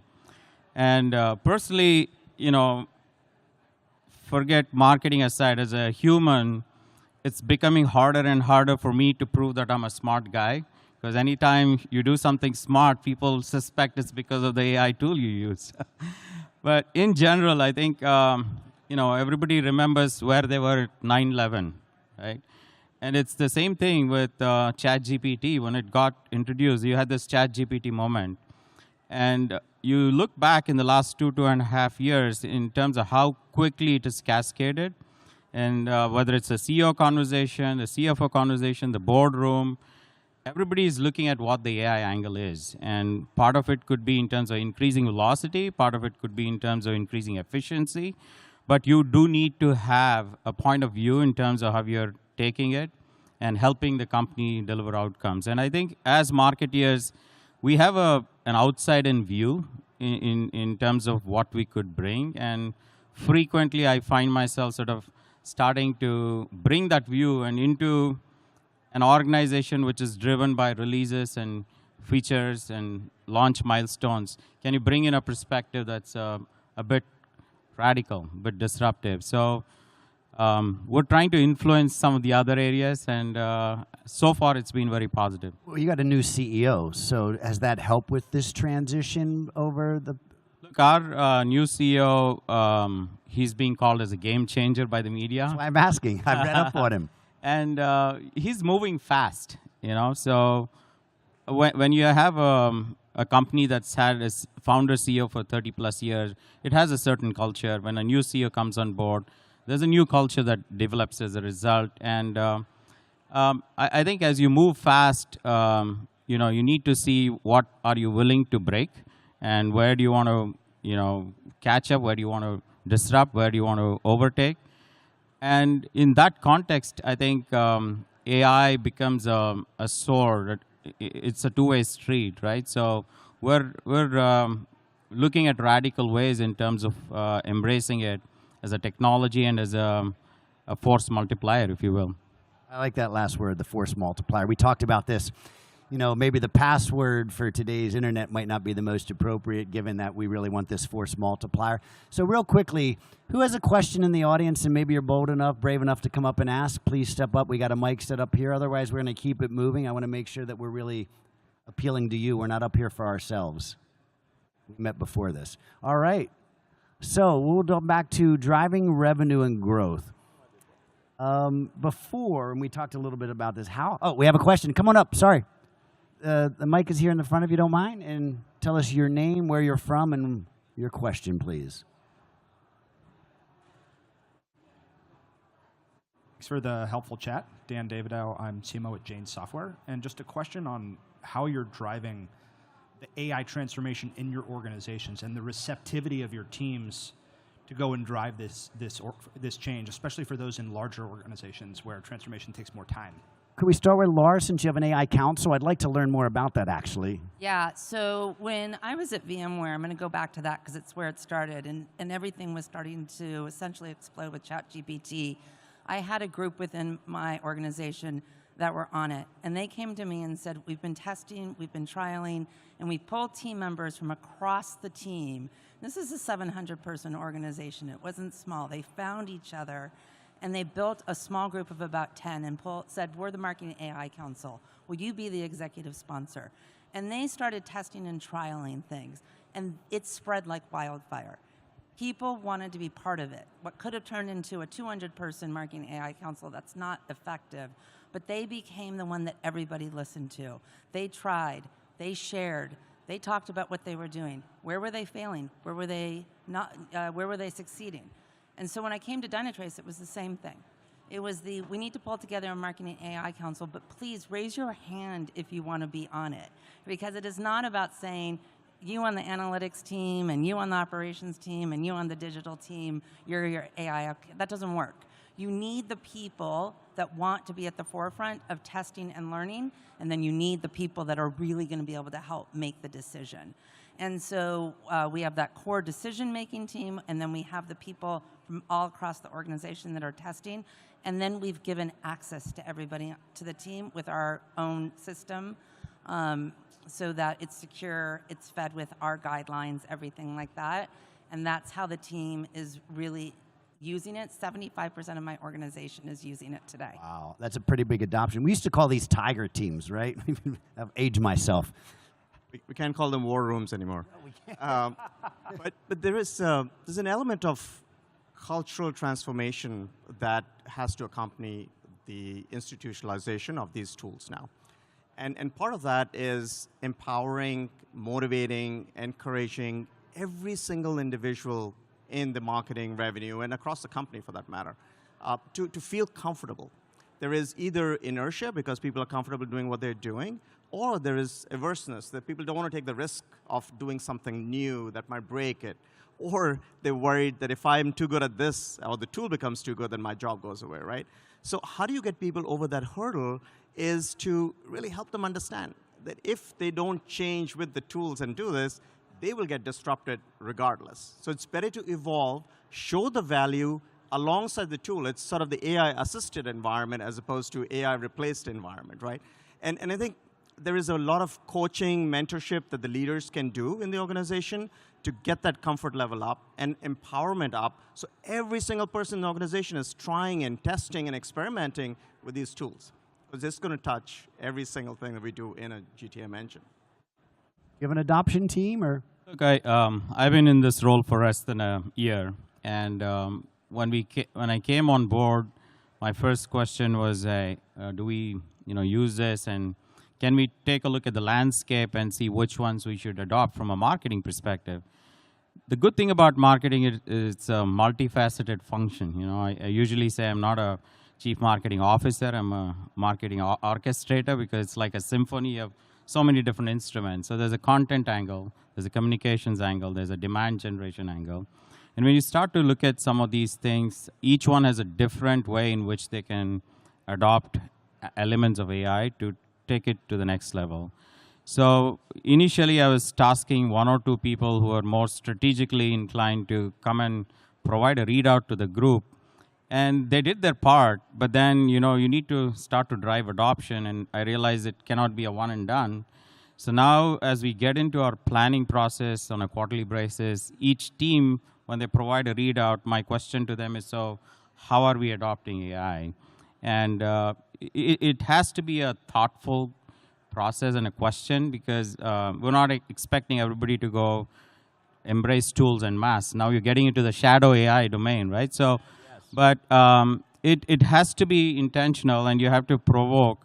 So that process is underway, and I'm seeing 3 or 4 teams now coming in with well thought out, experiments that they've done, vendors they've talked to, And we're becoming AI literate across the company because there's so many tools to choose from. It's not as easy as your CEO sending out a newsletter or saying we're AI first. Like I've seen this last couple. Like I joke, I actually have to laugh at those CEOs, and we all know who they are. It's kind of pathetically funny. It's like I'm a cloud first. Like no shit.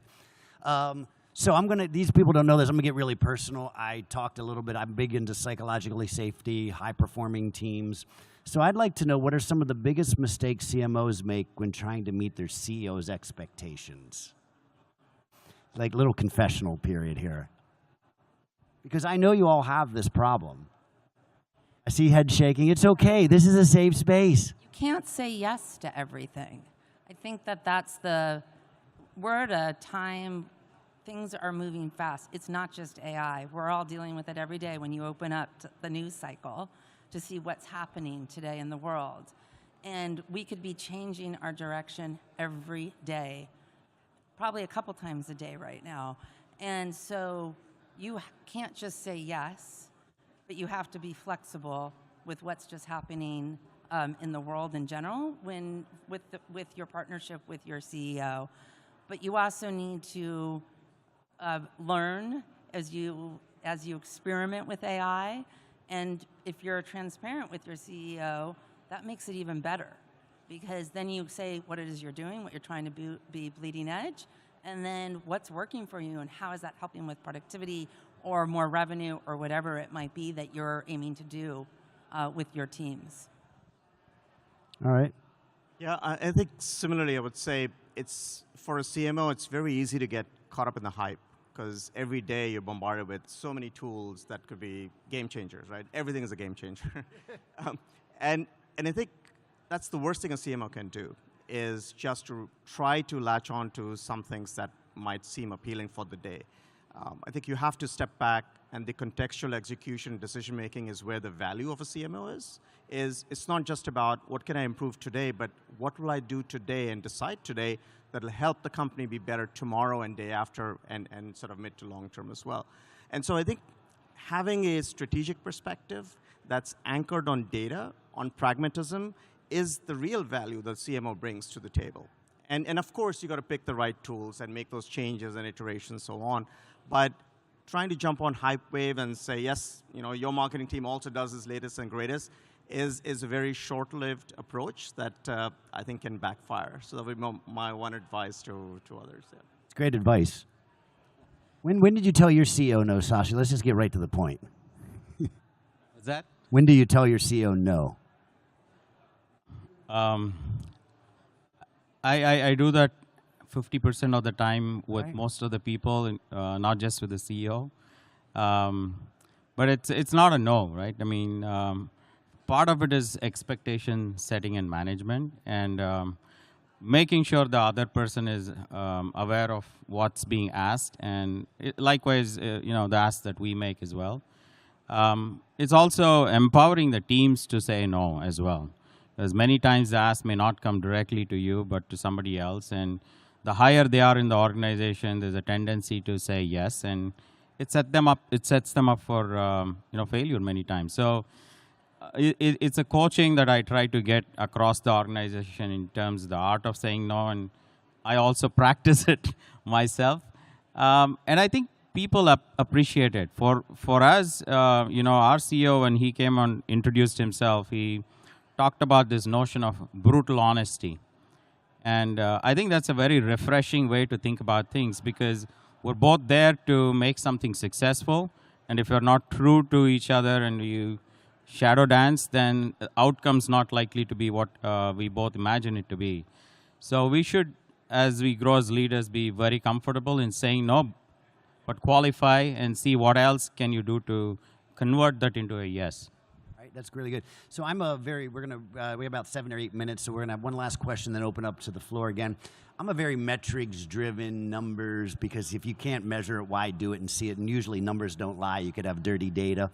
Do you see our metrics or our dashboard changing as we go into this? Like, is your dashboard how many people use AI? What does it even look like tomorrow? Because it can't be leads, days open. There's a lot of questions in that. Like the dashboard, what are your top 5 things you want to measure moving forward? pipeline and awareness. I mean, that is what we are constantly measuring, because if someone doesn't know who we are, then we're not included in the deal, and then what is the pipeline? So those are the most important metrics, absolutely. But we were talking about this. My CTO has a great statement: garbage in, garbage out. So what are you putting in there? And what data are you taking and collecting? Is it meaningful? And are you doing it for reality, or are you doing it because you're trying to make marketing look good? And I think that varies based on your business, your relationship with your CEO. I will tell you, I am don't give me an all green dashboard person. Give me the reality and let me know exactly what it is, because we need to move things up. And so what am I measuring? But it comes back to pipeline and awareness. And red is good. Red is good. Embrace the red. Embrace the red. I love it. Yeah, I don't think the metrics are going to change. I think it's still all about what business impact can be had and should be had. But I think the scrutiny on efficiency is probably going to be higher now, because the tools apparently will do everything right. Attribution. So I think the expectation on the ROI being better, so the metrics will be tougher, I think, to achieve, and for the marketing teams to deliver, but it's still going to be about impact, right? What attribution can you have for your campaigns that are driving impact on revenue, not just pipeline, right? What is the return on investment you're getting on the dollar that's going in? And what does your headcount look like? Is it half of what it was last year, right? It's those types of things will be probably a lot more in the conversation. The headcount metric's a very interesting one, because we see all these startups going, I'm a $30 million company with 10 people. Yes, big deal. It's not sustainable. We all know that. But I hope it is. And if I could just add one more. Please. The narrative in the AI landscape is about a one-person unicorn. The narrative is about you go from 0 to $100 million in 18 months. The narrative is there are more unicorns that are getting built in the shortest amount of time than has ever been in the history of software, right? That's the narrative that's out there, which means every one of us is expected to deliver incredible, unheard of returns in the shortest amount of time. And that's the reality of what AI is bringing to the conversation. Wow, speed of light. I think it's driving all of us to look at things from different angles. I'll tell you, on one hand, I don't think we have a budget increase because we have to adopt AI. At the end of the day, it's a means to an end. But what's happening is we're all now looking at the same problem statement from different angles and see, how do we solve this differently? How do we solve it faster? How do we solve it leaner? So I think that's driving a wave of creativity in different ways, which is right now refreshing. We'll see how all this ends up, what it ends up leading to.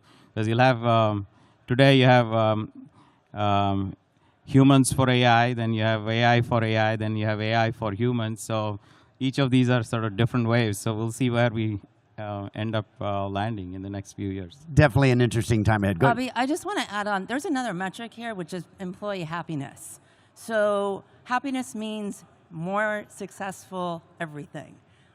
It means better results. There's a ton of studies done on this. And we've actually studied our team, and they're happier because they are able to do their jobs better with the AI tools that we have.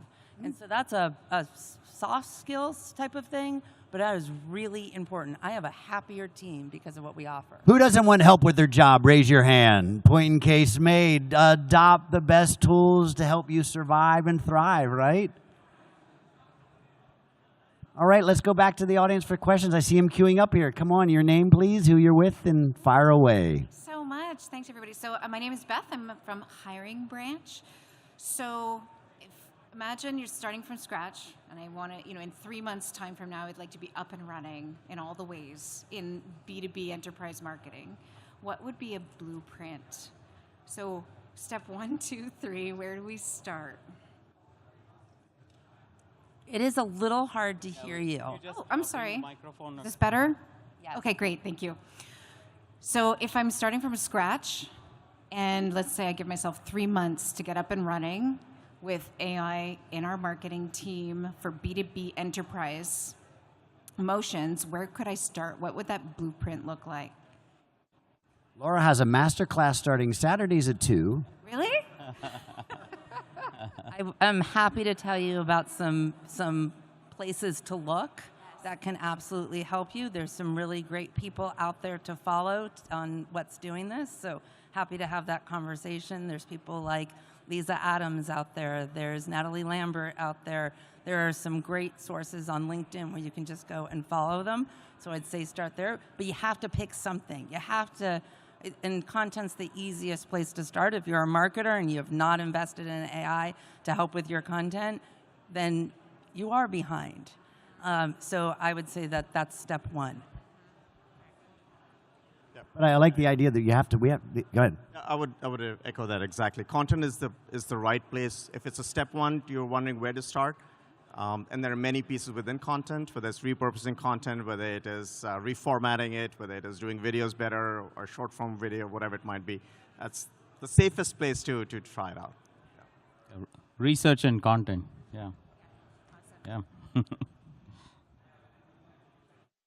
This is Jing from Learning Genie. Actually, I want some tips about how to use marketing to drive word of mouth. Like really, we know like word of mouth is happening. That's the biggest speedy thing to grow. Yeah, real quick. So what I would recommend is video killed the radio. We all know that. Video marketing is up. Get your customers to talk to you. If I had 100,000 customers, I wouldn't need any salespeople. Do you know why? You got more reference and testimonials than God. The acoustics was a bit off. I couldn't hear what was the last thing. Word of mouth is the best part for marketing. What would you recommend they do? Okay. Are there marketing tools for word of mouth? So we all, look, what this really comes down to is the word trust. What he's asking is, who do I trust in this industry and why? And it's going to be from someone I know or a peer, hence peer marketing. I can, community marketing is an important element of any B2B world, and certainly in B2C, it's very important. It's consumer market. We have very intentional programs and endeavors to build those communities, and the more you can do and build that fabric within the community, the better amplification you can get from them. And so, education. Tools related to education are the way to pull and attract people into those communities, and then they feed off themselves. So user groups, doing meetups, those are all types of things where we have benefited by kind of almost laying the seed down, giving initial sponsorship or pieces of content, and supporting those communities to grow themselves. I've seen that at scale for the Java business, for example.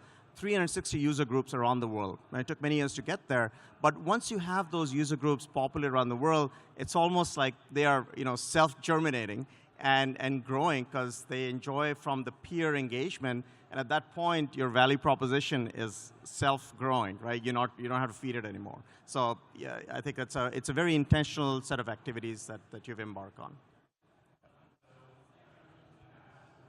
ROA, did that answer your question? Oh, perfect. Okay, just to follow up with what Bobby was asking on the dashboard with the AI. So in my perspective, and a question for you is, like, for example, for a CEO perspective, I will hope the AI help me on my bottom line. So I will evaluate how much do I spend on AI and the ratio of my bottom line. So in a CMO perspective, what will it be? Will it be lowering cost of acquisition, hiring number of leads? So if I put $100 in my AI tools, I should get back X. 5 times more, right? Of customers or of lowering my cost of acquisition. To what would you evaluate, is this working? Is this working, the AI? I'd say at the end of the day, it's about quality. Makes sense? Yeah, I think so. But at the end of the day, it's about quality. So everything that you're doing, what we can do better with AI is we can target better, we can personalize better, we can do all of these. I could keep going. So it's quality.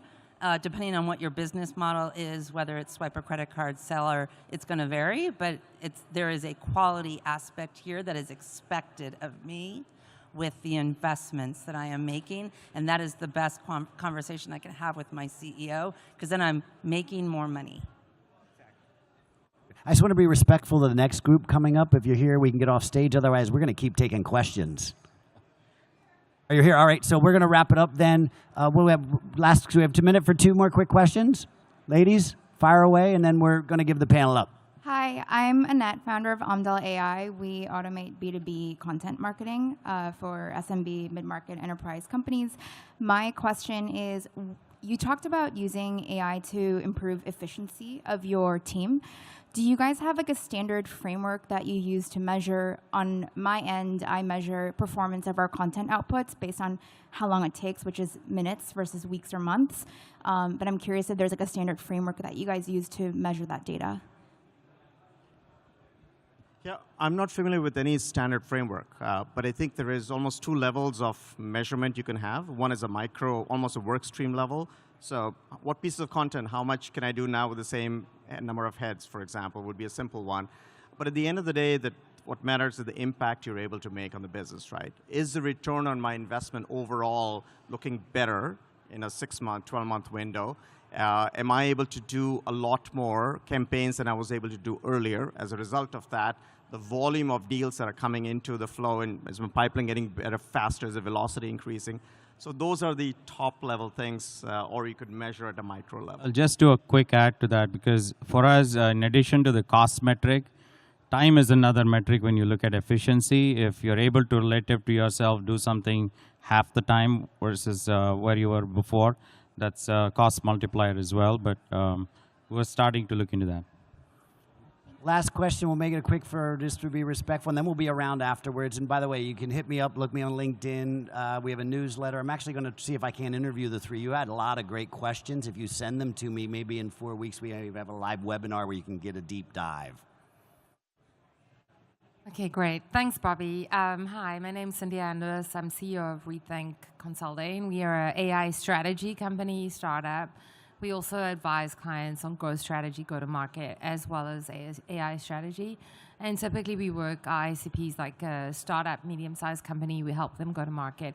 What I'm constantly hearing from CEOs of startups and founders is that they don't necessarily see a great need for AI tools for marketing or even marketing. A lot of them just feel like marketing is obsolete. And I'm just calling a spade, but find a new client. They see sales as like, I feel like they see sales and marketing as one. When I say go to market, they're like, wow, okay, give me that. I don't want to talk marketing. Like, they're just not interested. So my question to the 4 of you is already, or maybe the 3 of you, is the role of the CMO and the CEO and all that your topic is, like, is the role of the CMO obsolete? Like, do we see AI replacing CMOs in terms of, not in terms of bots, right? I'm not talking about the NVIDIA bots that go out there, but in terms of like the actual role, do we see, what is the future? Do we see marketing and sales merging and marketing not being obsolete? Sorry. That's a big question to unpack. I don't know that we actually have time. I think the bottom line answer is no, and I think everyone here in this room, all of our roles are changing. Yeah. CRO, CMO, CFO, CCO, you name it, all of our roles are changing. Marketing, I said it before, we are the chief market officers. This role is essential to understanding what our customers are doing, what the market is doing, being the listeners, being the glue between the company. And so our roles are essential. And I like Bobby's comment, you might just need to find another client. Listen, everyone will tell you the best tech founders think they don't need sales. I can tell you that company was called Twilio, and I can tell you when I joined what the outcome was. Right. Anyway, listen. Thank you so much for this panel. This has been a really refreshing session and hopefully beneficial to the group. Sorry we ran a little long. Thank you, everyone, and enjoy the rest of SaaStr. Thank you. Thank you, Bobby.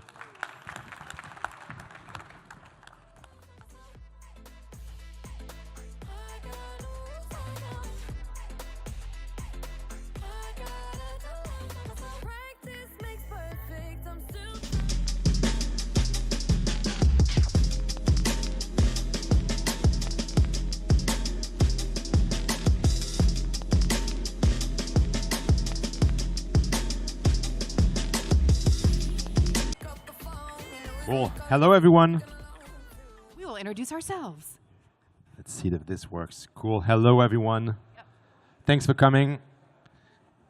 All right, we are the wrap-up, and thanks for all of you who are still hanging out here. We thought we'd end with a conversation which probably isn't one that's being talked about very often right now, which is like, how do you balance long-term and short-term strategy? It just feels like everything is so short-term because the pace of change is happening so quickly. And so we wanted to, spend some time talking about, well, what is the strategy for the organization? How do we as marketers influence that? So we've got a couple questions that we curated. It's kind of a fireside chat. And then if there's time and interest, we can take questions at the end. All right. You want to present yourself? Oh, I feel like I introduced myself in the morning. Sure. Thanks, G. So I'm Sydney Sloan. I'm the CMO at G2. And yeah. It's good. G2 is a great company. I used to advise G2. I love them. I'm G. Everybody calls me G. I'm more recently was the CMO at Ramp, and I run an advising firm. I've personally advised over 20 companies, and I was an operator at multiple unicorns. Yes, G is the man. Okay, thank you, apparently. Better slides? Really? Did they not get dropped in? Apparently not. Okay, well, we don't have slides. That's cool. We don't need the slides. Okay, so our first topic is looking at, it's a good thing I wrote these down, looking at the CMO as a strategic advisor in company transformation. And I think I'm going to take this one first. So, we gave a presentation yesterday at a session over there, which is the disruption that's happening. Like, if you're not an AI-first company, then prepare to be disrupted. And how, as a market leader, can we help our companies understand what that might look like? And so I think, as it relates to specifically at G2 and you seeing what's happening in the world where everybody's going to LLMs, like that obviously has a disruption to us. We could see this change happening a while ago. And so as a market leader, and I consider myself one, I think we all need to be asking the tough questions at the table and actually creating the scenarios of how might we be disrupted and what would we do about it. And I think if you're not doing that and haven't created that scenario, then you will be disrupted. So it's almost like, how do we disrupt ourselves? And so for G2 specifically, it's like, how do we become better than an LLM? So we know we power them already. We know we have more data than they do. And so how do we create a company like a G2.ai that could still be that place where people would want to come to ask those questions? And in doing that, I think as well, how does that then change our monetization strategies and our pricing strategies? So asking those kinds of questions, I think, is important to do right now. Cool. So I don't represent the company, so I can be a bit more candid than Sydney here, a bit more direct. First, for the people here, don't hesitate to come and sit. I'm not going to bite you before the end of the talk, so you can come and sit. Second, I think there's a real issue right now where the tech cycles are accelerating.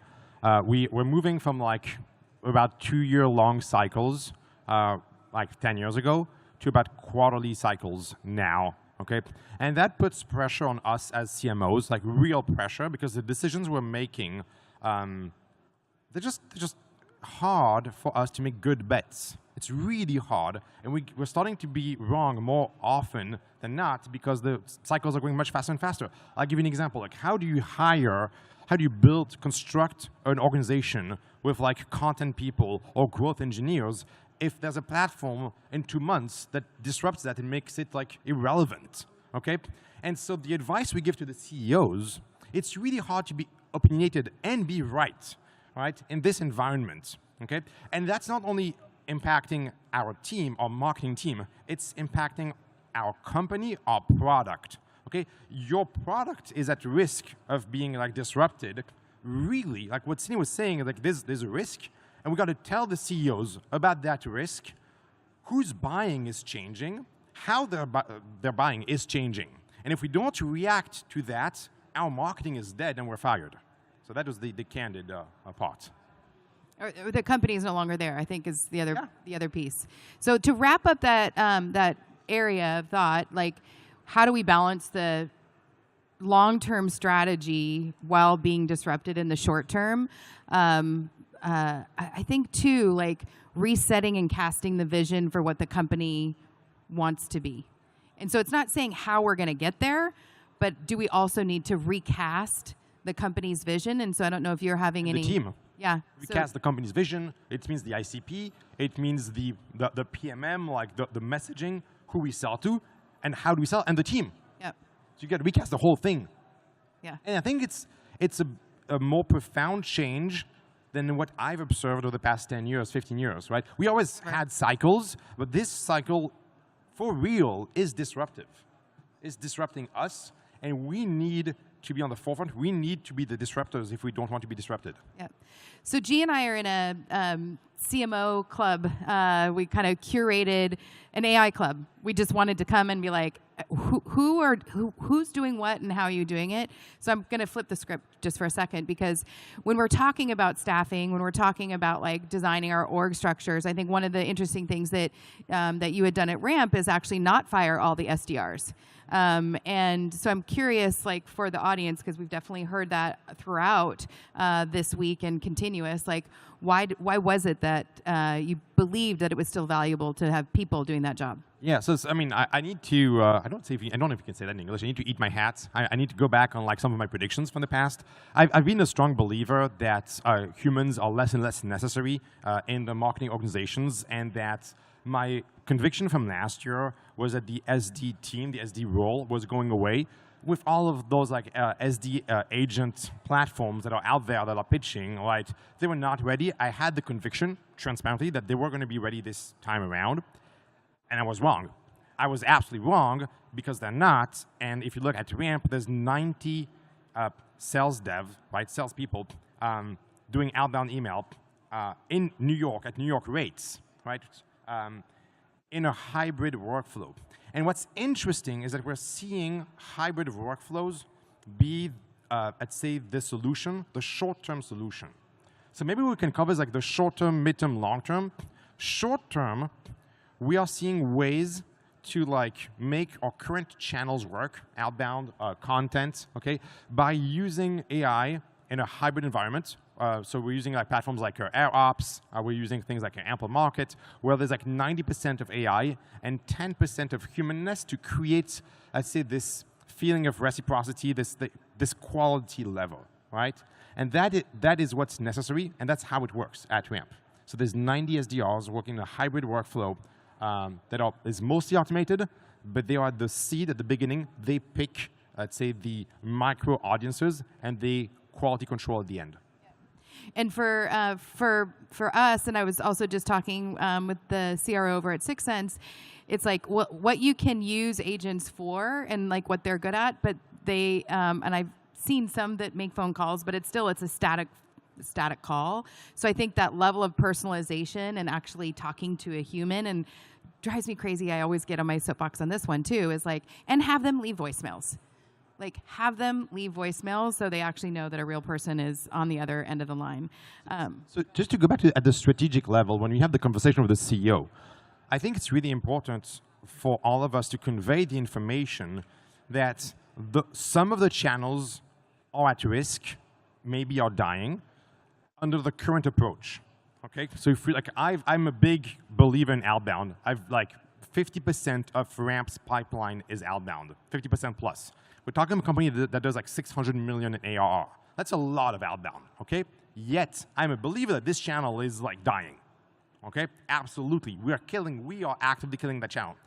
Same on content. If you haven't been following, like there's zero-click SEO, which means the people are like interacting with ChatGPT. They're asking like, which software should I buy, right? And they're like getting the answers. They're not getting to my website, right? So should I invest on a new website? Should I invest in content if they're never gonna get there, right? And so some of those strategies, you should tell the CEO, you should tell your board, this is at risk, okay? Yet, there are some things which will continue working, let's say, down the line, but they are very different. And one of the things we were checking about just before, which is interesting, it is going to be around trust. The issue we have is we're breaking the trust with our audience by, let's say, an abundance of like outbound emails, okay, that are very human. And so what do the buyers want? They want social proof. They want trust, loyalty, brand, all right? So there are some channels which are AI proof. And I think, and I'm saying that as a growth person, I think there's going to be a shift back towards some more traditional marketing. Yeah, this is we definitely align on this one, and I was surprised in listening to all the sessions this morning that no one's talked about brand, which is crazy, right? When the idea that shortlists are shrinking, they are. Like now they're even down to single shots. So they're going to LLMs, they're doing their searching, they're going to review sites, doing their searching, and so that shortlist is like now down between 1 and 3. 1 in 3. And there's a whole, you could look at our buyer behavior report, but it's getting so small. And the way to continue to stand out is through brand. Brand actually does play a role in training the LLMs as well. And I've also talked to friends that are like, PR is back. Like, because they indexed Forbes and Fast Company and Inc. and like all these places where we abandoned now have high value. And so we have to figure out how to go back into those channels and understand what's influencing the LLMs. And we talked about that a little bit, so maybe you want to go on that one. I want to piggyback on that and just go down that rabbit hole a while, because like, so we talked about midterm, which is making some of those channels like survive by having those hybrid workflows, investing on like channels that are AI proof. So the long term is that. The long term, there's this thought experiment which we should run, right? Which is, if we believe that buyers will more and more use LLMs, ChatGPT, to buy software, buy whatever your product category is in, right? So they're delegating that decision process to an AI agent, okay? That's what's happening. It's about 5% right now. Let's say it's going to get to 10 or 15 at the end of the year, right? So this is a pretty massive shift. We are marketing, all of our messages, our media buys, all of our emails are targeting the human, right? The human flesh, all right? But who's making the decision? Who's making the recommendation? The AI agent. So are we marketing to the wrong agent, right? We're marketing to the human. We should market to the LLM. And so who here in the audience is actively marketing to the LLM agent? Who's running campaigns to influence ChatGPT results, right? Because if you're not doing that, then you're actively, I'd say, harming your future. Conversely, if you're doing that and you're finding some wins, and I have some companies in my portfolio, including Ramp, which found success there, you are going to have a fantastic edge, right? Because right now, no one is doing it. So yeah, put all of your investments in finding a way to appear at the top of like GPT, Perplexity, whatever you want, like results.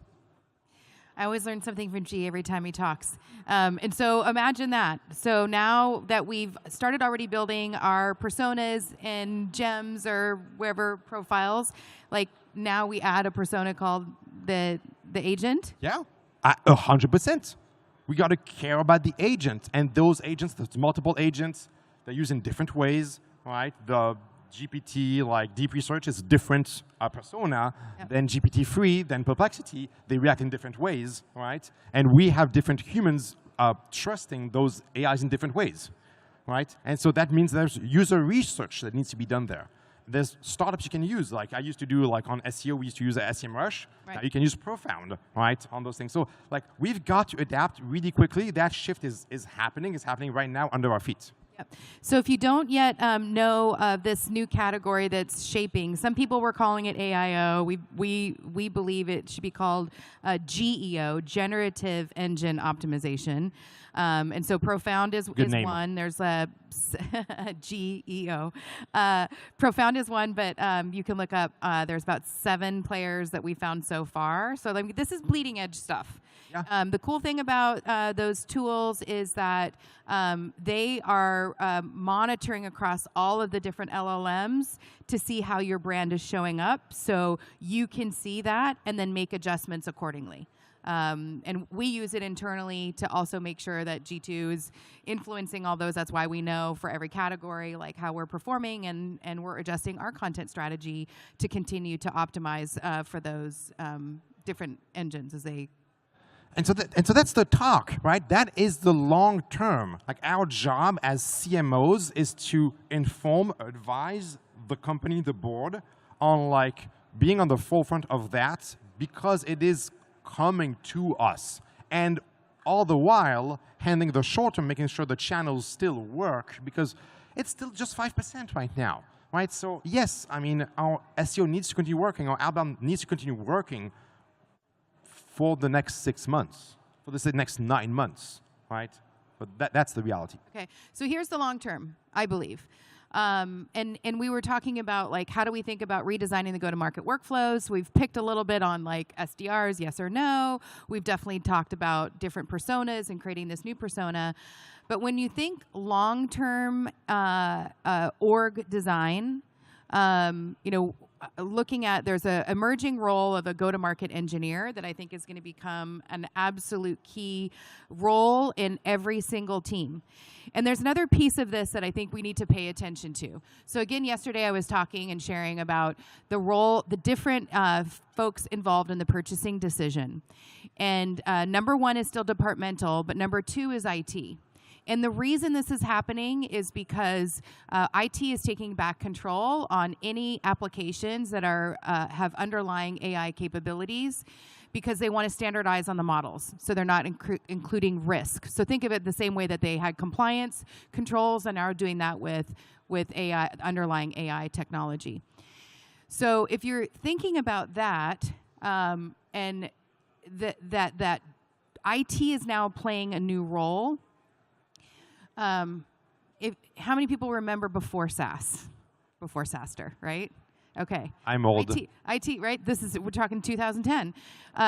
IT was the technology owner in every single organization. And it wasn't until SaaS that we're building all of a sudden departmental applications that served unique marketing teams started to be built and developed. And so we took on ownership of our own infrastructure.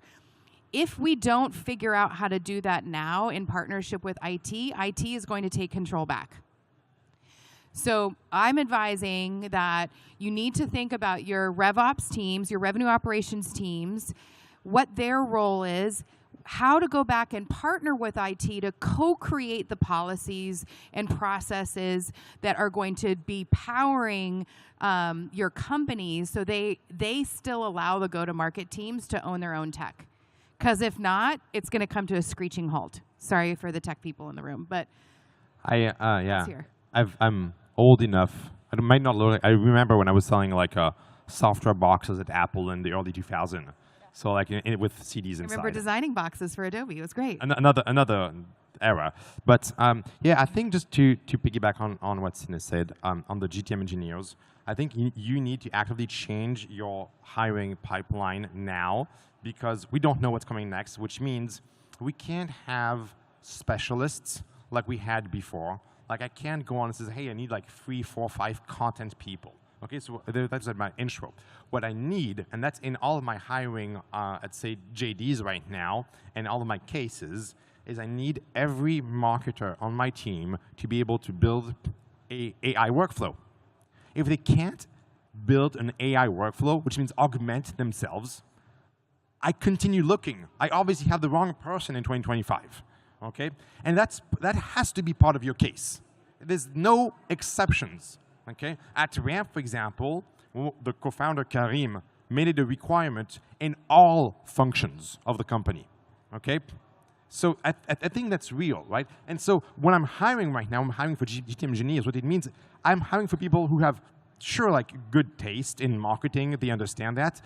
But effectively, they're capable of like stacking like the technology bricks like I used to do with Zapier like 5, 6 years ago. But now it's just so easy, anyone can do it. Okay, so that is, I think, is one of the things we need to apply right now as CMOs. Yep, and I think it gives a great advantage to people building teams from scratch. Like you get to go find that and hire reset. that right now. Yeah, just reset. But I know, from G2's perspective, we invested and we said, okay, here's the platforms we have. We got coaches, we ran workshops, we've done like deep dives in content and analytics, and I'm taking attendance. These people aren't taking advantage of the education that we're providing to them.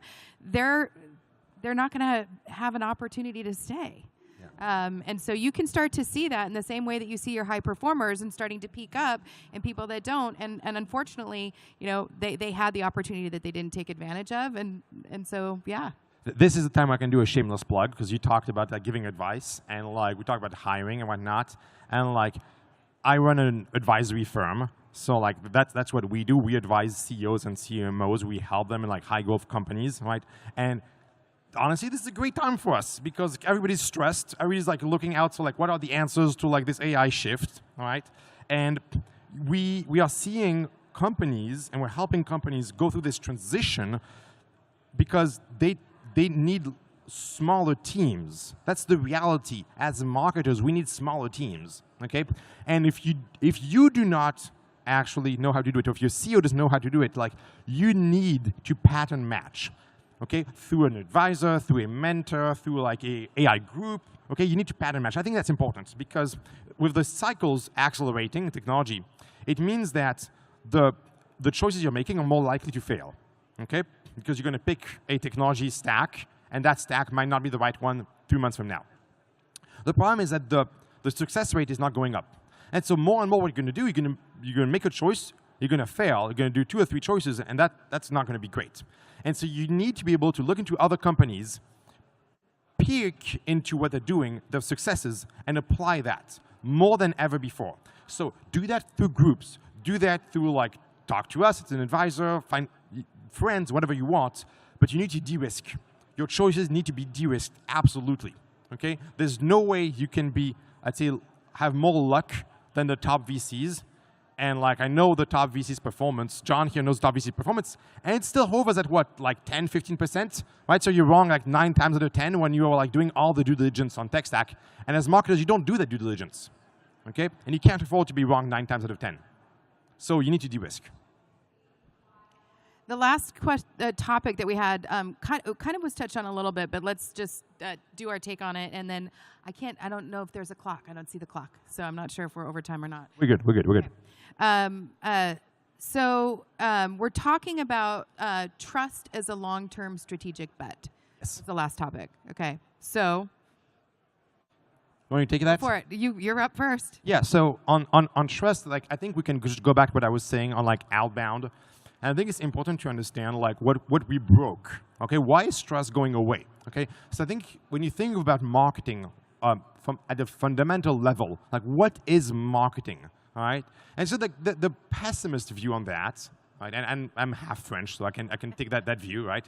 The pessimist view is that marketing distorts a perfect market. A perfect market with perfect information, where every actor knows everything, does not need marketing, right? So marketing, what marketing does, it shines a spotlight on a product, on a message, or it changes the perception. So it distorts the market. Okay, that's fine. The problem is that humans work by believing a bit. When you do an outbound message, they believe some part of the message, not entirely, but they lend some trust, right? Especially if they believe the message was sent by a human. There is reciprocity. The problem is by using all of those AI agents, fantastic agents, to write great content in the email, maybe in voice things, maybe in like SEO content, super personalized, they're getting fatigued. They're getting fatigued because they're just getting like 50, 100 of those messages a week, which are super targeted to them. And they're starting to ignore not just your messages. They're starting to ignore the email channel entirely. And I'm seeing across the board, across my entire portfolio, the performance of outbound dropping. Okay? And so what's going on is that we're not just breaking outbound. We're breaking email as we know it. We're breaking trust. And so people are like going to the humans, not the agents, the humans are now resolving to like, well, what can I trust if the emails I get from humans are not from humans? And then they don't care. What they're going to trust is social connections. What they're going to trust is referrals. What they're going to trust is reviews, right? Events in person, because we're not going to be disrupted by agents anytime soon, right? And so, I hope. And so that is what's going on. I think trust is going to be a much bigger component. You can look at tools like Noble from Rahul, right? You look at it like all the things that do graph-based marketing, where they analyze all of your like network and you can be doing some like hot intros, CT.ai, things like that. I think trust is going to be a much bigger component going forward, and AI proof. And I'll add the influence into that. And so understanding marketing, who influences. I was just talking to someone at the break, and she's in a very competitive space. So I'm going to tell the secret I told her. And I was like, you know what? Don't just hire a customer marketer, right? A customer marketer that, can write case studies and use GPT. Like, hire a customer. Hire a customer. They are trusted because they are the same persona as they're going to. I mean, it's like a CMO selling to CMOs, but like they were in a different space, and I want to call it out. But it was like, go find your best customer and hire them. And then let them talk to the prospects. Let them invite people into the community. Let them figure out what content they want. And they will generate it because they are that person. And so I know that we've also talked a lot recently about like there are these emerging influencers. They have large LinkedIn followings, and there's great ways to leverage them. Clay ran the best playbook ever. It was like, didn't know Clay. All of a sudden they hired 50 influencers, and all of a sudden Clay was everywhere. So that play will work. Long term, yes, in terms of customer loyalty. But you have to then empower those customers to be able to share with their peers. I don't know what that model looks like yet. Like, I don't think it's the same. I don't think it's like doing a case study and putting it on your website. I think we have to figure out something new. What is old is new again. Like I used to, I'm very old, but like I used to do like referral marketing and like, with things like Trade Doubler in the like late 2000s. Right? And like we gave up because the CAC to LTV was not good enough and the scale wasn't good. But now, referral marketing and incentives for B2B, why not?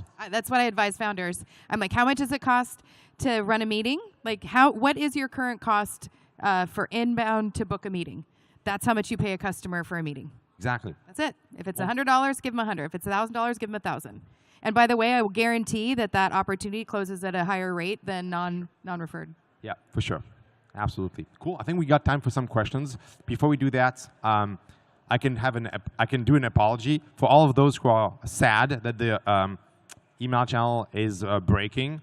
I will say that is somewhat my fault. I told everyone to do like a lot of outbound and personalized email, and people listened. And yeah, that's a lesson learned. I was at SalesLoft. That's my legacy. I was at SalesLoft, and we would try and throttle number of SDR messages in a day, and I still believe in that. So less is more. Cool. Let's go.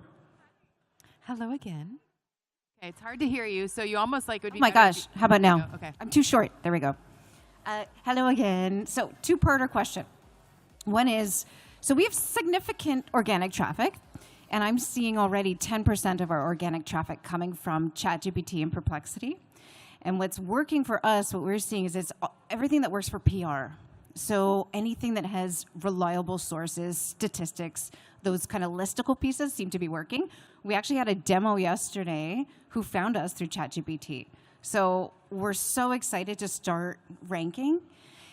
I don't even know if you call it ranking, but yeah, appearing in the results, in the answers. And so now I'm curious about, do you think the LMs will start monetizing their prompt queries to us?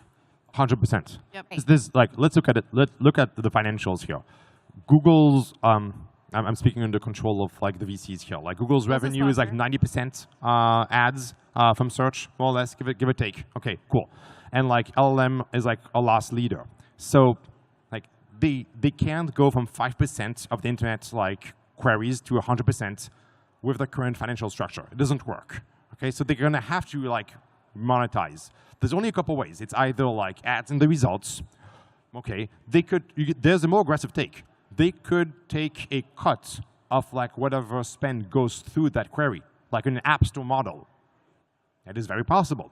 Okay, they could do partnerships. right? I don't work for OpenAI. I don't have like relationships directly with them, so I don't know. But you could imagine a couple of things like that. It is obvious, but at the end of the year, they have to start monetizing the results. And so maybe we're back in business. We just advertise. That is a possibility. What I think is that it's just like the SEO days of like the mid-2010s, where like you can pay for some things, but it gets expensive, it gets arbitrage pretty quickly. You probably want to do like the organic results when you can, long term. And so it's a combo of both, is my guess. Yeah, Perplexity's, I've heard, is already opening up early access to ads. So yes, it's going to happen. Yeah, yeah. Hi everyone, Scardy, VP of Marketing for Native Teams. Thank you very much for sharing your knowledge with us. I had a question regarding mixing and balancing the short-term and long-term strategies in terms of how do you split the budget, how do you split the eggs in different baskets. Because for startups who are highly reactive organizations when it comes to pipeline and they are heavily inbound dependent, it becomes difficult to see through innovation and to work on long-term strategies just because the budget that needs to be invested there, it's an important voice within the macro budget. So how would you, as two experienced marketers? So I heard a great story the other day, and I think I posted it, but it was like the new AI first startups are so efficient that they don't need to take money until one of them takes money, goes and does marketing, and blows all the other ones out of the water. So, find that story to share with, if you're on the startup scene, because I do think and believe strongly that that brand is that long-term driver. But I'd split it in 3 areas. I would significantly continue to invest in brand for all the reasons we talked about with LLMs. So I'll just put it out there. 15 to 20% of your program budget in a brand budget. Probably 50% you still need to do in demand gen because you can't turn off that channel. So whatever that is. And the remaining on your customers. Because everybody's switching. Everybody's disrupting. And I don't think we spend enough money on investing in our current customer base, on educating them, inviting them to things, like doing the referrals. Like, what would happen if we actually invested a larger portion of our marketing budget on customers that drives retention, drives expansion, and drives referral? Cool. Yeah, I'm looking at George back there because George has the framework. George, can you come up and tell us what's the framework you have for like short-term, long-term that you put in the case when we interview you at Ramp? So he's the one who's doing the work. I hired him to do my work at Ramp. You want my investment framework? No, I want your marketing investment framework, short-term, long-term, that you put in the case when we hired you. Sure, yeah. So 70% short-term. These are things that should help you hit your number. Get it closer. These are things that should help you hit your number basically in the next 1 to 2 quarters. And then it should be 20% medium-term. These are things where you have high conviction based on some sort of validation that you've run in the past, and they should help you hit your number this year. Like, they should turn into something, maybe with some iteration. And then 10% is moonshots. These are things that, like, high risk, high reward, won't pay off anytime soon, but you need like 1 in 10, 1 in 100 of these to pay off at some point in future years. That's what you're referring to. The yes, 70, exactly. What's the name of that rule. framework? It's called 70-20-10. Yeah, it's adapted from like the McKinsey. Yeah, the McKinsey. Okay, cool. McKinsey Thank you. Horizons framework. Yeah. Thank you, George. All right. Hire smart people. Oh, wait, one more. Hi. I'm Thais, Head of Marketing at NFEIO. And my question is about outbound. You said about like how it's declining, and especially the email medium. Is there another medium that it hasn't happened yet that we can still ruin it? Oh, I can ruin any medium. Believe me, I'm good at that. I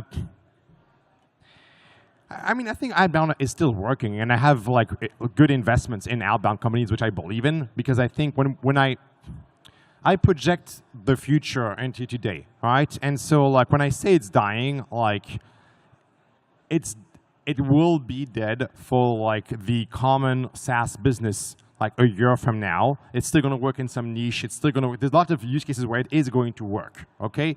But like that's not what I'm paid for, okay? SEO still works really well because it's 95% of the traffic is still real traffic. So like when I'm saying okay, SEO is like is gone and zero-click SEO, it's a future reality, but it's still like 95% good. So just if you crack SEO, you've still done a great job, 100%. All right. So it's more a question of like balancing that, like the future reality, and building your own conviction. Do you agree with my bets, or do you disagree? And that's your job as a CMO to build a conviction based on your market, your product, because it can be very different from one market to another. If you're like in a more, I'd say, traditional business, then what I'm saying is irrelevant. I've got a company I'm advising. The core customer base is industrials and car wash. And we're talking about like a company that does like tens of millions of revenue, okay? They sell to car wash owners. Okay, the disruption of like GPT is not happening to those folks like for a while, okay? And so their number one channel is phone calls. So yeah, so what they do, they scrape Google Maps to be able to like make an understanding of like each car wash and find the owner. You can do that, but like, so you really need to adjust. Yep, I'm on that same the same camp, like the phone call, like and I don't know why people, why they're afraid of it. And so it's a muscle, just like building an AI muscle is the phone call. But you want to use the AI to provide insights so the conversation is meaningful. And so I've always struggled with auto dialers. I think you just have to build a really tight segment. So if someone is using it, that you have something insightful to say versus, oh, you're a CMO at this company, like click. So, make sure that the teams are doing their homework, make sure they're being very thoughtful. And I still believe the triple tap works. So the triple tap is 3 touches at once. And I've just proved it. I'm doing a dinner, and it was like I have like my awesome assistant, like she's throwing out emails from me. I'm texting and doing LinkedIn at the same time. When we sat and did that, like my response rate was 50%, like really immediately. And so, I think you still have to combine these activities to like get their attention all at once, but with meaningful, personalized, insightful. If they're not learning something from what you're sending, don't send it. Yeah. I think I can wrap some of those things. Like in this day and age, be careful about building too strong convictions about what works and what doesn't. So for example, like if we go about like AI voice agents for outbound, it doesn't work right now. Okay, I've tried last year. We placed 425 calls. We got like 0 to succeed. Okay, that was a failure.